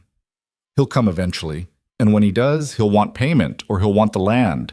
That's how it works out here." "The land's in my name," Wyatt pointed out. "Your grandfather's debts aren't mine." "Tell that to Frank Cullen," Mara said. "He's not much for legal technicalities." "Then he's going to learn about them whether he likes it or not." Mara looked at him for a long moment. "You don't know these people. They're not going to file paperwork or take you to court. They solve problems the old way." "And what way is that?" "Whatever way gets results." The confrontation came on a Tuesday afternoon, 3.5 weeks after Wyatt had bought the ranch. They were working on the windmill's final connections when 2 trucks pulled into the yard, the dark blue pickup and a newer white one, both kicking up clouds of dust as they parked deliberately close to Wyatt's vehicle, boxing it in. 4 men climbed out. The oldest was maybe 50, built like a bull that had gone slightly to seed but was still dangerous. His face was weathered and hard, with eyes that tracked movement like a predator assessing prey. The other 3 were younger, late 20s to mid-30s, all carrying the same aggressive confidence that came from people who'd never been seriously challenged. "That's Frank," Mara said quietly from beside Wyatt. "The one in the denim jacket." Frank Cullen approached with the lazy confidence of someone on their own territory, even though he was technically a guest. His eyes moved from Wyatt to Mara and back again, calculating. "Heard someone was trying to resurrect this graveyard," he said by way of greeting. "Wanted to see for myself if the rumors were true." "They are," Wyatt replied, keeping his voice neutral. "I'm Wyatt Mercer. I own this property now." "So I heard. Bought it for $1 at auction." Frank smiled, but there was no warmth in it. "Hell of a bargain. Of course, that's because nobody else wanted to inherit Samuel Vance's mistakes. I don't inherit debts, just land." "That's a real convenient way of looking at things," Frank said. "Trouble is, Samuel borrowed from my family. $5,000 back in 2018. We've been patient, waited for him to make good. Now he's rotting in a nursing home, and you're here making improvements on land bought with money that should have come to us. Your dispute is with Samuel, not me." "See, that's where you're wrong." Frank took a step closer, and the 3 younger men spread out slightly, forming a loose semicircle. "Way I see it, you're profiting from stolen property. Samuel couldn't pay what he owed, so the land should have gone to his creditors. That's us. Instead, the bank snatched it up and sold it to some outsider for pocket change. That doesn't sit right with me." "Then take it up with the bank," Wyatt said. I bought the property legally. If you have a problem with that, lawyer up and file a complaint. Frank laughed, a sound like gravel in a cement mixer. Lawyer up. That's city boy talk if I ever heard it. He looked at Mara.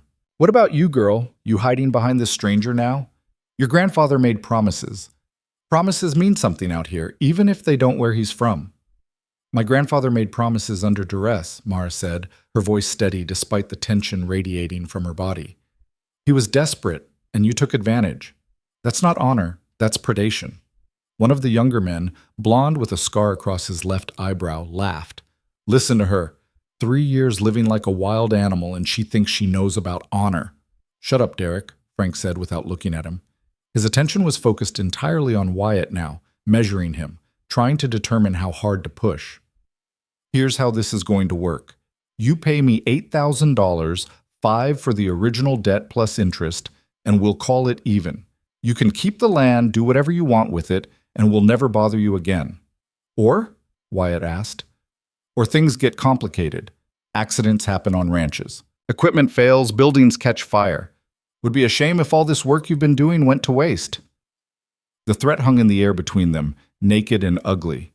Wyatt felt anger kindle in his chest, the same anger that had gotten him into trouble before, the kind that made him do stupid things without thinking them through. He forced it down, kept his voice level. I don't have $8,000, he said. I barely have $8. So even if I wanted to pay you, which I don't, I couldn't. Then you've got a problem. No, Wyatt said.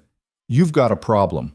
Because I've got a legal deed to this property, and if anything happens to it, the sheriff's going to have a real short list of suspects to investigate. Frank's expression darkened. Sheriff's 40 miles away and doesn't give a damn what happens out here. Time he showed up, there'd be nothing left but ashes and regret. Try it, Wyatt said, his voice going cold, and find out how many laws you break before you even get to arson. Trespassing, criminal threatening, conspiracy, destruction of property. That's serious prison time, Frank. You willing to risk that over $5,000 your father lent out 6 years ago? My brother, Frank corrected, and he died 3 months ago without seeing a dime of it. So yeah, I'm willing to risk plenty to make sure his debts get honored.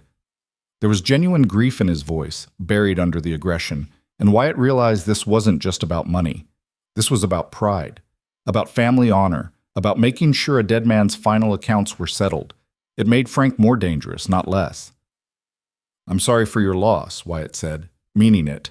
But burning down my property won't bring your brother back or honor his memory. It'll just make you a criminal.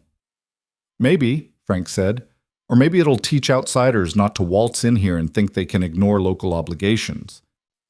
He turned to leave, then paused. You've got until the end of the month. $8,000, or this place goes back to being a memory.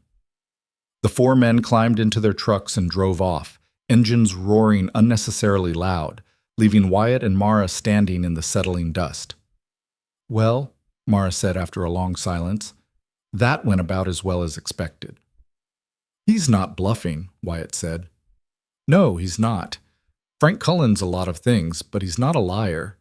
If he says he'll burn this place down, he means it. Then we need to figure out how to stop him. With what? We don't have $8,000. We don't even have $800. Wyatt walked over to the windmill and stared up at its half-repaired tower, thinking. They'd poured weeks of work into this place, made real progress, brought dead land back to the edge of living, and now some angry rancher with a grudge was threatening to erase it all because of a debt that legally wasn't even theirs. What if we could make $8,000? He said slowly. How? Rob a bank? What if we sold something?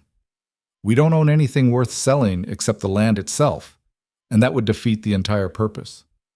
The windmill, Wyatt said, turning to face her.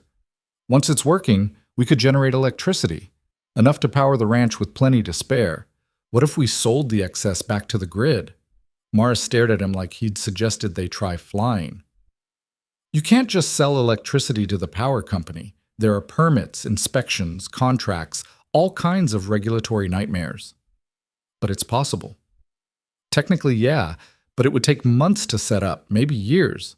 We've got 3 weeks. Then we do something else with it, Wyatt said, his mind racing. We use the power for something that generates immediate income, What's valuable enough to be worth the electricity cost? They spent the rest of the afternoon brainstorming ideas, each more desperate than the last. By evening, they'd narrowed it down to 3 possibilities: running a welding business, setting up a wood shop, or some kind of agricultural operation that required significant power. None of them felt right. None of them felt fast enough. That night, Wyatt couldn't sleep. He lay in his sleeping bag, staring at the ceiling, trying to solve a problem that had no good solution. They needed money they didn't have, time they didn't have, and resources that were months or years away from being viable. The math didn't work no matter how he arranged it. He was still awake when he heard Mara moving around in the kitchen. He found her sitting at the old table, the journal open in front of her, writing by the light of a battery-powered lantern. "Can't sleep either?" he asked. "Too much thinking," she said without looking up, "trying to figure out what Granddad would do. And he'd probably tell me there's no shame in knowing when you're beaten, that sometimes the land wins no matter how hard you fight." She set down her pencil. "But he'd also tell me that giving up without trying everything possible is worse than failing. So we try everything possible. And what's that? We've already gone through every option we can think of." Wyatt sat down across from her. "Then we think harder. What skills do we have? What resources do we have access to? What can we do that other people can't or won't?" Mara looked at him, her expression thoughtful. "You can build things. I can survive on nothing. Together we can fix a ranch everyone said was dead. So we leverage that somehow. How? Who needs a ranch fixed in the middle of nowhere?" The question hung between them, and then something clicked in Wyatt's mind. "Everyone," he said slowly. "Everyone out here has the same problems we do. Old equipment, failing systems, repairs they can't afford. What if we offered our services, mobile repair and construction, frontier style?" Mara leaned back in her chair, considering. "You're talking about contract work." "Exactly. We've got skills, we've got tools, and we've got nothing to lose. We spend the next 3 weeks taking every job we can find, work 16-hour days if we have to, and scrape together enough money to pay off Frank Cullen. That's a lot of work in very little time. You got a better idea?" She didn't. Neither did he. But it was something, and something was better than nothing. The next morning, they drove to Henderson's Hardware with a proposal. Henderson listened, arms crossed, expression skeptical.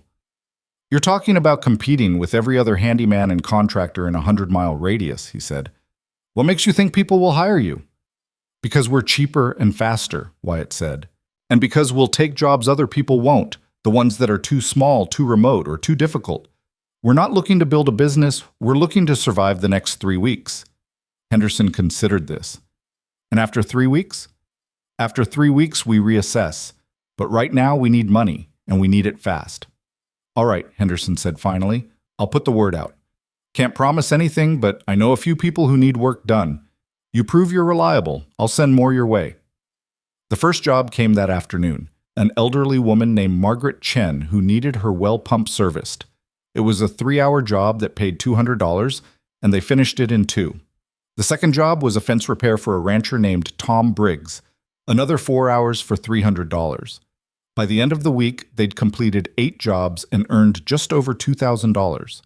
It was brutal work. They woke before dawn, worked until their hands bled, and their backs screamed, then came home and worked on their own ranch until they literally couldn't stand anymore. Mara proved to be invaluable. Her knowledge of local terrain and systems meant they rarely wasted time diagnosing problems. And her willingness to work in conditions that would have sent most people home meant they completed jobs that others had quoted as taking days. Word spread. More calls came in. A woman in Millerton needed her roof patched. A rancher 50 miles north needed help rebuilding a collapsed barn. A family with a disabled well needed emergency water access. Each job was a puzzle, a challenge, a race against time and physics. By the end of the second week, they'd earned $5,000 and were utterly exhausted. Wyatt had lost 12 pounds he couldn't afford to lose. Mara had developed a cough from breathing too much dust and working too hard without proper rest. But they kept going because stopping meant failure, and failure meant losing everything they'd built. On the 18th day, they got a call from Ruth Campbell. Her main water line had burst, flooding her basement, and she needed help immediately. They drove out in the middle of the night, worked by flashlight and determination, and had the line repaired by dawn. Ruth tried to pay them, but they refused. "You gave us a pressure tank when we had nothing," Wyatt said. "This is us paying that forward." "Frontier code," Ruth said, smiling despite her exhaustion. "Your grandfather would be proud, Mara." They visited Samuel that week, pulling up to Silver Ridge, looking like they'd been through a war. Samuel took one look at them and shook his head. "You're killing yourselves," he said bluntly. "We're saving the ranch," Mara corrected. "By working yourselves to death? That's not salvation, that's suicide." "We don't have a choice," Wyatt said, and explained about Frank Cullen's ultimatum. Samuel's expression went dark. "The Cullens. I should have known. Frank's brother loaned me that money as a personal favor, said I could pay it back when I was able. Then he died, and Frank decided when able meant immediately. That family's been looking for an excuse to grab land for years." "We're going to pay them off," Mara said firmly. "We've got 5,000 already. We just need 3 more. And if you don't make it, then we fight them," Wyatt said. "But we'd rather not have to." Samuel reached into his bedside table and pulled out a small envelope. "This is everything I have left, about $600. It's yours." "Granddad, no." "Yes," Samuel interrupted. "I got you into this mess. The least I can do is help get you out. Take it, use it, and when this is all over, bring me out to see the ranch one more time before I die." Mara took the envelope with shaking hands. "You're not going to die." "Everyone dies, child. The trick is making sure you leave something worth remembering." The final week was a blur of exhaustion and determination. They took every job offered, no matter how small or how far away. They worked through pain, through tiredness that went bone deep, through moments when quitting seemed like the only sane option. But they didn't quit. They couldn't afford to. On the 28th day, Henderson called with their last job. A wealthy rancher 20 miles east needed someone to install a new irrigation system. Big job, short deadline, would pay $3,000 if they could complete it in 2 days. "That's cutting it close," Mara said when Wyatt told her. "We'd have to work basically nonstop." "So we work nonstop. We're already exhausted. One of us makes a mistake when we're this tired, someone could get seriously hurt." "Then we're careful," Wyatt said. "But we do it, because it's our last chance." The job was everything they feared, complex, physical, and unforgiving. The irrigation system required trenching through hard soil, laying hundreds of feet of pipe, installing pumps and timers, and all the technical infrastructure that separated modern farming from the frontier methods that had barely sustained life for generations. They worked for 36 hours straight, sleeping in shifts in the truck, surviving on coffee and determination. When they finally finished, the wealthy rancher walked the system with them, checking every connection, testing every valve. When he was satisfied, he paid them in cash, $3,000 in $100 bills that felt like victory and vindication wrapped in paper. They drove back to their ranch in silence, too tired to speak, too aware of what they'd just accomplished to celebrate. With Samuel's $600, they now had $8,600, more than enough to pay off Frank Cullen with a little left over for materials and food. The 30th day arrived cold and clear, the kind of morning that felt like the world was holding its breath. Frank Cullen showed up at noon, the same dark blue pickup, the same 3 younger men, all of them clearly expecting to find the ranch abandoned or Wyatt begging for more time. Instead, they found Wyatt and Mara standing in the yard, dirty and exhausted but defiant. Wyatt held an envelope in his hand. $8,000, he said, holding it out. "As requested." Frank took the envelope slowly, opened it, counted the bills twice. His expression cycled through surprise, frustration, and finally something that might have been grudging respect. "Where'd you get this?" he asked. "We earned it," Wyatt said simply. "Honestly and legally. Your brother's debt is paid. We're square." Frank looked at the money, then at the ranch behind them. The windmill, now fully operational and turning in the breeze, the house with smoke coming from its chimney. The land that was unmistakably being brought back to life. He could have argued, could have found some reason to demand more, but something in Wyatt's expression must have convinced him that path led nowhere good. "All right," he said finally, "we're square. But understand something. Out here, debts are forever. You helped me settle my brother's account, but that doesn't make us friends. You're still an outsider, and this land still has a way of eating people who don't belong." "Then I guess I'll have to belong," Wyatt said. Frank almost smiled. "I guess you will." He turned to leave, then paused. "For what it's worth, you did good work. Heard about the jobs you've been taking. People are talking, saying maybe you're not just another city fool playing cowboy." "What do you say?" Mara asked. Frank looked at her for a long moment. "I say time will tell. But you've lasted longer than I expected. That's something." They watched the trucks drive away, the dust settling behind them like a curtain closing on one act and opening for another. When they were finally alone, Mara turned to Wyatt and laughed, a slightly hysterical sound that came from somewhere deep and exhausted. "We did it," she said. "We actually did it." "We did," Wyatt agreed, and then his legs gave out and he sat down hard in the dirt, too tired to stand anymore. Mara sat beside him, and they stayed there in the dust, two people who'd bet everything on a $1 ranch and somehow managed to survive the first real test of whether they belonged there. The windmill turned above them, creaking and grinding but working, pulling water from deep in the earth and proving that dead things could live again if you wanted it badly enough. "What now?" Mara asked. "Now we rest," Wyatt said. "And tomorrow we start building instead of just surviving." "Building what?" "Everything," he said. "A real ranch, a real life, something that lasts." Mara leaned against his shoulder, and they sat in comfortable silence as the sun moved across the sky and cast long shadows from the windmill across the land that had almost killed them, but instead had given them purpose. The journal was in Mara's pocket, waiting for the day's entry, but that could wait. Right now, sitting in the dirt and feeling like they'd earned their place in the world was enough. More than enough. It was everything. They slept for 14 hours straight, their bodies finally giving in to exhaustion that had accumulated over weeks of relentless work. When Wyatt woke, the sun was already high and Mara was in the kitchen, actually cooking something that didn't come from a can. The smell of eggs and potatoes filled the house, and for the first time since he'd arrived, the place felt less like a battlefield and more like a home. "Where'd you get fresh food?" he asked, stumbling into the kitchen. "Ruth dropped it off this morning," Mara said, flipping the eggs with practiced ease. "Said she figured we'd be too tired to go shopping and too stubborn to ask for help. She was right on both counts."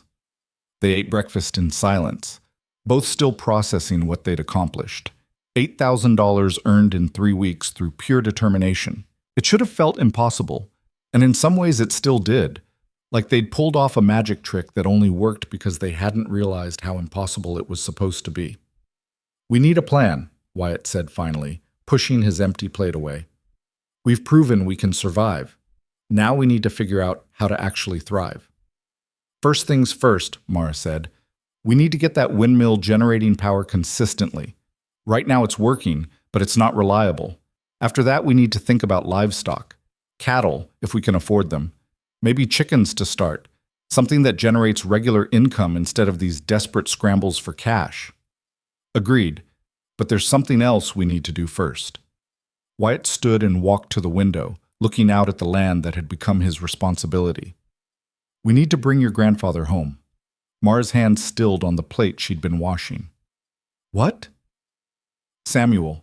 We need to get him out of Silver Ridge and bring him here. This is his land, his life's work.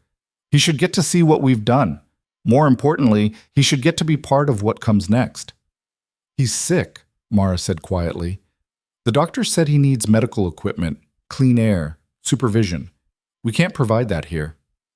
"We can try.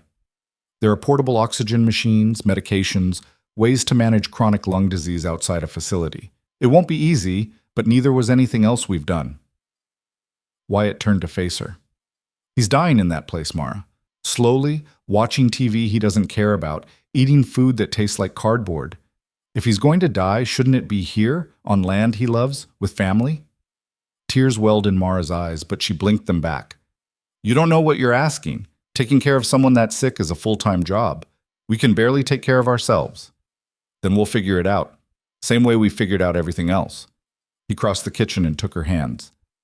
"I'm not saying it'll be easy. I'm saying it'll be worth it." Mara was quiet for a long time, staring down at their joined hands. When she finally spoke, her voice was barely a whisper. Okay, but we do it right. We talk to doctors, get the equipment we need, make sure we're not just killing him faster by bringing him somewhere we can't properly care for him. They spent the next week researching and planning. Wyatt called Silver Ridge and spoke with Samuel's doctors, learning about portable oxygen concentrators, nebulizers, medications that could be managed at home. It wasn't cheap. The equipment alone would cost $2,000, but they had $600 left over from paying off the Cullens, and Henderson agreed to extend them more credit based on their proven ability to actually pay him back. The hardest conversation was with Samuel himself. They drove to Silver Ridge on a Thursday afternoon, and Wyatt laid out the plan while Mara sat beside her grandfather, holding his hand. "You're talking about hospice care," Samuel said when Wyatt finished. "That's what this is. You're asking me to come home to die." "I'm asking you to come home to live," Wyatt corrected. "However long that is. You can spend your remaining time in a nursing home watching game shows, or you can spend it on your own land, watching your granddaughter rebuild everything you thought was lost. That's your choice." Samuel looked at Mara. "You want this?" "More than anything," she said. "I want you home, Granddad. I want you to see what we've done. I want you to teach me the things I never got to learn, and I want you to know that your life mattered, that the ranch mattered, that all of it meant something." Samuel's eyes filled with tears. "It'll be hard on you, taking care of an old man while trying to run a ranch." "Everything's hard," Mara said. "At least this is hard for a reason." 3 days later, they brought Samuel home. They'd converted the front bedroom into a medical space, the oxygen concentrator in the corner, medications organized on a small table, a comfortable chair positioned where he could look out the window at the windmill and the land beyond.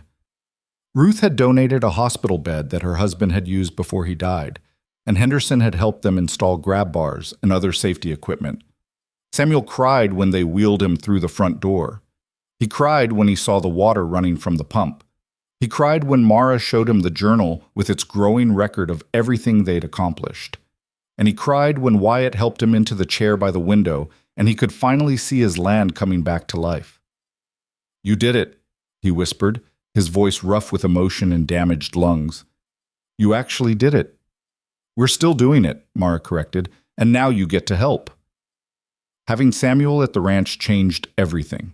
His presence gave the work new meaning, transformed it from a struggle for survival into something larger, a reclamation of history, a bridging of generations, a proof that some things were worth fighting for, even when the odds were impossible. Samuel couldn't do physical labor anymore, but his knowledge was invaluable. He'd spent 40 years learning the quirks of this specific piece of land, and he shared that wisdom freely. He told them where the soil was richest, where water pooled after rain, which sections of fence were prone to failure, and why. He reviewed their plans and spotted problems they would have missed, and he told stories about the ranch's history, about the people who'd worked it, about triumphs and disasters that taught lessons they needed to learn. Mara blossomed under his guidance. The hard edge that had defined her for 3 years began to soften, replaced by something that looked almost like happiness. She laughed more, worried less, and threw herself into the work with renewed purpose now that she wasn't doing it alone. Wyatt found himself changing too. The desperate, defeated man who'd bought a ranch for $1 was being replaced by someone who knew what he was capable of, who discovered that the hardest challenges often brought out the best in people. He still had moments of doubt, still woke up some mornings wondering if they were crazy to think they could make this work, but those moments were getting fewer and further between. By late spring, the ranch was barely recognizable from the dying wasteland Wyatt had first seen. The windmill turned steadily, generating enough power for their needs and some to spare. They'd installed solar panels that Henderson had found at an estate sale, adding to their energy independence. The house had been patched, painted, made weather-tight and comfortable. Fences had been rebuilt, pastures cleared, and they'd even managed to purchase 3 head of cattle with money earned from continuing to take occasional contract work. The land itself was responding. Where there had been only dust and dead grass, green was returning. It wasn't dramatic. This was still frontier desert, still harsh and unforgiving, but it was life, undeniable and growing. They'd planted winter wheat in 2 fields, gambling on rain that might not come, but even the act of planting felt like an act of faith in the future. Word of their success spread through the county. People who'd written off the Vance place as cursed or doomed started referring to it as the Dollar Ranch, saying the name with something between respect and amazement. They'd become a story people told, the broke contractor and the runaway girl who'd brought dead land back to life through nothing but stubbornness and sweat. But success brought its own complications. In early May, a man in an expensive suit showed up at the ranch driving a car that had no business on dirt roads. He introduced himself as David Sterling, a land developer from Billings, and he had a proposition. "I represent a group of investors interested in acquiring property in this region," he explained, sitting uncomfortably in their modest living room while Samuel watched from his chair with hooded eyes. "We've been monitoring your progress here, and we're impressed. You've demonstrated that this land can be productive with the right approach." "And?" Wyatt asked, already not liking where this was going. "And we'd like to buy it from you, the ranch and the mineral rights. We're prepared to offer $200,000. That's 200,000% return on your investment." Mara laughed, a short bark of disbelief. "You want to buy our home?" "We want to buy land that you acquired for $1 and have improved through considerable effort," Sterling corrected. "This is a generous offer, Mr. Mercer. You could take this money, buy property elsewhere without the complications this place carries, and still have enough left over to live comfortably for years." "What do you want the land for?" Samuel asked, his voice cutting through the room like a blade. Sterling shifted his attention to the old man. "Development. Residential properties, possibly some commercial infrastructure. This region is growing, and with the right investment, this location could become quite valuable." "You mean subdivisions," Samuel said.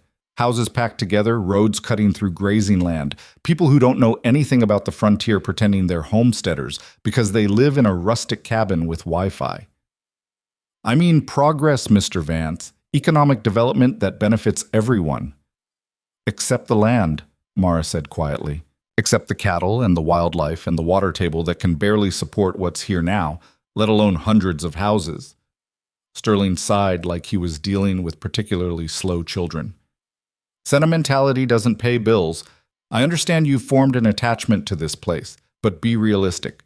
You're 2 people trying to run a ranch that broke the family who built it. How long before you run out of money? How long before another crisis hits that you can't overcome? Take the offer. Walk away with your dignity and your bank accounts intact." Wyatt stood up, his decision already made. "The ranch isn't for sale, not for 200,000, not for 2 million. This is our home, and it's staying that way." "You're making a mistake," Sterling said, also standing. "I won't make this offer again." "Good," Wyatt said, walking him to the door. "Then we won't have to refuse it again." After Sterling left, the 3 of them sat in silence for a while. Finally, Samuel spoke. "He'll be back. Men like that always come back with higher offers or different tactics. They can't imagine that something might matter more than money." "Let him come," Mara said fiercely. "We didn't work this hard just to hand everything over to some developer who wants to turn it into another soulless suburb." "Agreed," Wyatt said. "This place stays ours. Whatever it takes." The summer was brutal. Temperatures climbed into the hundreds, staying there for weeks with no relief. The winter wheat they'd planted survived but didn't thrive, producing a modest harvest that was better than nothing but far from profitable. The cattle struggled, requiring more water and supplemental feed than they'd budgeted for. And Samuel's health declined, his breathing becoming more labored, his good days outnumbered by bad ones. But they persevered. Wyatt and Mara developed a routine that let them care for Samuel while still managing the ranch work. They took turns sitting with him during the worst episodes, holding his hand while the oxygen concentrator hissed, and he fought for breath. On his better days, Samuel would sit by the window and direct operations like a general commanding troops, and they'd follow his instructions because his knowledge was still sharper than theirs. In July, they got unexpected help. Ruth Campbell organized what she called a barn raising, though it was really a fence-mending party. 20 neighbors showed up with tools and materials, and in a single day they repaired sections of fence that would have taken Wyatt and Mara weeks. When Wyatt tried to pay them, they refused. "You've helped most of us at one time or another," Ruth explained. "Those contract jobs you took, You charged fair prices and did good work. This is the community paying that back. That's how it works out here. Henderson showed up with his truck full of supplies and announced he was forgiving their debt. You've paid me back in reputation, he said. Every job you completed, you did it right. That's worth more than the money you owed me. Consider us square. Even Frank Cullen appeared, though he stayed on the periphery and left without saying much. But he'd shown up, and that meant something in the complex social calculus of frontier life. By August, they had something that looked almost like stability. The ranch was producing enough to cover its costs, the contract work had slowed but not stopped, and they'd built up a small reserve of money for emergencies. It wasn't prosperity, but it was sustainability, and that felt like victory. Samuel's decline accelerated in September. He was sleeping more, eating less, struggling even with the oxygen support. The doctors said it was expected, that his lungs were simply giving out after decades of damage. There was nothing to be done except make him comfortable and wait. Mara took it hard, retreating into herself, throwing herself into work with an intensity that worried Wyatt. He found her one evening in the barn, viciously attacking a pile of old lumber with a handsaw, tears streaming down her face. He's dying, she said when Wyatt took the saw from her hands. He came home, and now he's dying and it's my fault. It's not your fault, Wyatt said firmly, pulling her into an embrace. He was dying at Silver Ridge, too. At least here, he's home. At least here, he got to see what you built. That matters, Mara. That matters more than you know. It doesn't feel like enough. It never does. But it's what we have, and it's more than most people get. Samuel died on a Tuesday morning in late September with both of them at his bedside. His last words were to Mara. You did good, child, he whispered, his hand in hers. Better than I ever could have. This land is yours now. Take care of it. It'll take care of you. And then he was gone, his breathing simply stopping like someone had flipped a switch. Mara collapsed across his chest, sobbing, and Wyatt stood behind her with his hand on her shoulder, bearing witness to grief that was both terrible and necessary. They buried him on the ranch, in a spot he'd picked out years ago overlooking the pasture where he'd raised his first cattle. Ruth and Henderson came, along with 20 other neighbors who'd known Samuel or known of him. Frank Cullen showed up and stood quietly in the back, his hat in his hands, his expression unreadable. There was no formal service.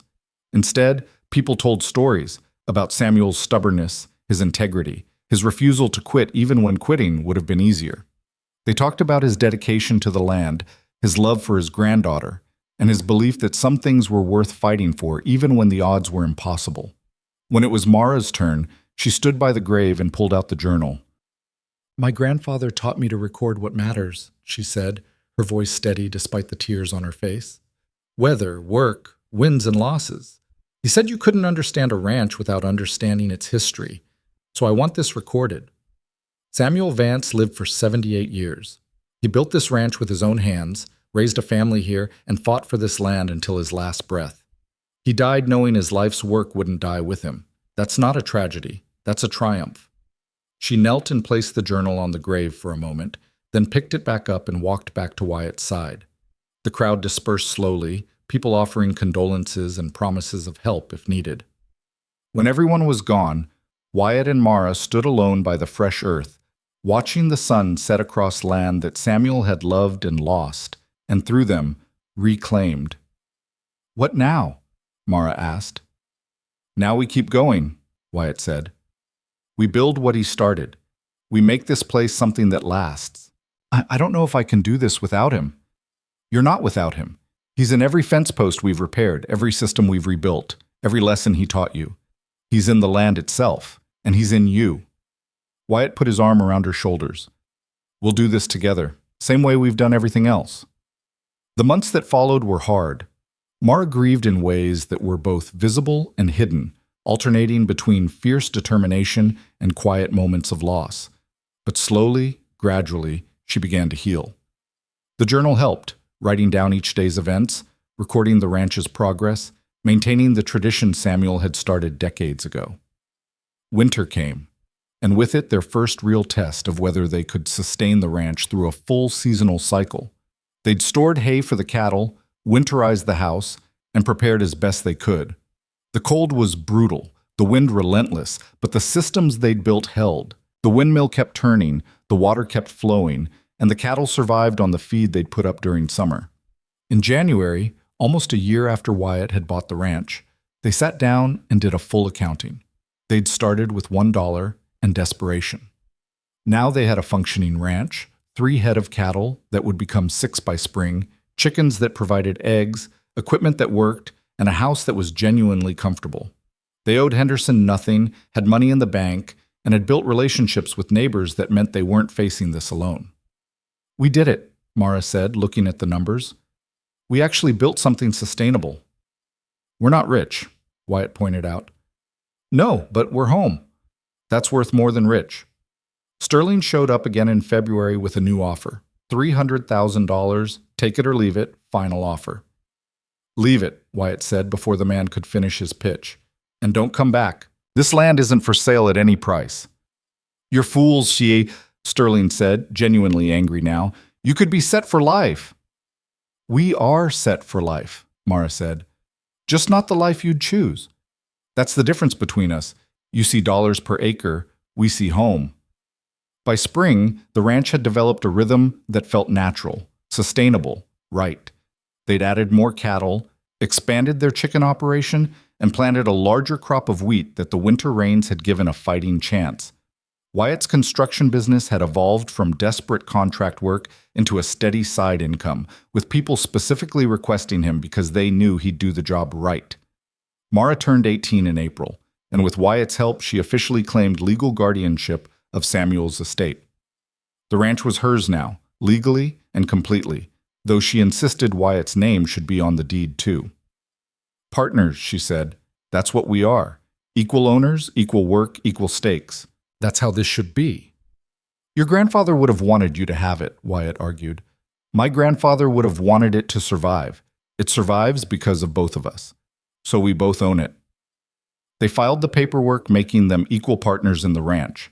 It felt right, like formalizing something that had been true all along. In May, Ruth Campbell brought them a gift, a hand-carved sign that read "Dollar Ranch, established 2024, with 2 figures standing beneath a windmill. She'd commissioned it from a local artist who'd heard their story. "Every ranch needs a name," she said as they hung it above the front door. "Might as well own the one everyone's already using." The sign became a marker, a declaration that this place had survived and would continue to survive. Travelers passing by would sometimes stop to take pictures, and a few even knocked on the door to hear the story firsthand. Wyatt and Mara started giving informal tours, showing people what was possible with enough stubbornness and work. Summer brought another challenge, a severe drought that tested every system they'd built. But they'd learned from Samuel's mistakes and their own near disasters. They'd built water storage, developed backup systems, and created sustainable practices that didn't require perfect conditions. The drought was hard, but they survived it, and surviving made them stronger. By fall, almost 2 years after Wyatt had bought the ranch, they'd built something remarkable. The Dollar Ranch wasn't just surviving, it was thriving in its own modest way. They weren't wealthy, probably never would be, but they were successful by the measures that mattered. They had a home, purpose, community, and a future that looked nothing like either of them had imagined, but was better than anything they'd dared to hope for. Henderson stopped by one afternoon and found them working on a new barn to replace the half-collapsed structure they'd been making do with. "Remember when I thought this place would eat you alive?" he said, watching them work. "I've never been happier to be wrong." "We're not done yet," Wyatt said. "There's always more work." "That's ranch life," Henderson agreed. "The work never ends. But that's not a bad thing. Means you've got purpose, something to get up for every morning." Ruth organized a harvest party in October, inviting everyone who'd helped the Dollar Ranch over the past 2 years. 50 people showed up with food and music, filling the yard with life and laughter. Frank Cullen came with his family, and he and Wyatt had their first real conversation that didn't involve threats or money. "You proved me wrong," Frank said, offering his hand. "I didn't think you'd last a month. Hell of a thing, being wrong." "We had help," Wyatt said, shaking his hand. "Couldn't have done it without people like you showing us what frontier honor really means. I threatened to burn your ranch down. You also showed up to help when we needed it. That counts for more." The party went late into the night, and as Wyatt stood on the porch watching people laugh and dance in the yard, he thought about the journey that had brought him here. He'd arrived broken, desperate, with nothing but $1 and a dying truck. He'd been looking for escape, for distance, for a place to disappear. Instead, he'd found purpose. He'd found family in an angry teenage girl who'd needed someone to believe in her. He'd found community among people who valued hard work and keeping your word above almost anything else. And he'd found that the hardest, most impossible challenges often revealed what people were truly capable of. Mara joined him on the porch, handing him a beer from the ice chest. She'd grown in the past 2 years. Not just older, but more confident, more settled, more herself. The hard edges that survival had carved into her had softened without disappearing, leaving someone who was both tough and kind, practical and hopeful. "What are you thinking about?" she asked. "About how I bought this place for $1 and thought I was desperate," Wyatt said. "Turns out I was lucky." "Lucky," Mara repeated, laughing. "We nearly died about 15 different times." "Yeah, but we didn't, and now look at this." He gestured to the party, the ranch, the land stretching out under a sky full of stars. A year ago, this place was dead. Now it's alive and getting stronger every day. That's not luck. That's miracle territory. "That's stubbornness territory," Mara corrected. "You don't quit. Things don't die. Simple as that." They stood in comfortable silence, watching their neighbors celebrate on land that had been abandoned and written off and brought back through nothing but determination and community. The windmill turned overhead, creaking rhythmically, and somewhere in the darkness, cattle moved through pastures that actually had grass now. "You think your grandfather would be proud?" Wyatt asked. "I think he's watching," Mara said softly. "And yeah, I think he's proud. We did what he couldn't. We saved this place. Not alone, not perfectly, but we did it." "What comes next?" "More of the same, build more, fix more, grow more. Maybe get some horses, expand the herd, try new crops. There's always something." She looked at him. "That okay with you? A lifetime of hard work on unforgiving land?" Wyatt thought about the alternatives, going back to the city, finding easier work, living a comfortable life that didn't require waking up at dawn and working until dark. It sounded terrible, empty, pointless. "Yeah," he said, "that's more than okay. That's perfect." As winter approached again, marking 2 full years since Wyatt had bought the Dollar Ranch, they stood together by Samuel's grave and Mara read from the journal. "October 28th, she read aloud. "Clear sky, temperature dropping. Finished the new barn today with help from Henderson and Tom Briggs. Cattle are healthy, crops are stored, winter preparations complete. The land that everyone said was dead is alive and getting stronger. Granddad would say we're just getting started. He'd be right." She closed the journal and looked at Wyatt. "You know what the best part is?" "What?" "We belong here. Not because we bought it or inherited it, but because we fought for it. Because we refused to let it die. That's what makes it ours. Not the deed, but the work." They walked back to the house together as the sun set, painting the sky in shades of gold and crimson. The windmill turned steadily, pulling water from deep in the earth. Smoke rose from the chimney, cattle grazed in the pasture, and the land that had sold for a single dollar breathed with life that had been earned through sacrifice and stubbornness, and the stubborn refusal to accept that some things couldn't be saved. The Dollar Ranch had become more than just property. It had become proof that the hardest challenges often brought out the best in people, that community mattered more than money, and that sometimes the things everyone else had given up on were exactly the things worth fighting for. Wyatt Mercer had come to the frontier looking for distance and found purpose. Mara Vance had stayed on dying land because she couldn't imagine being anywhere else. Together, they'd built something that would outlast them both.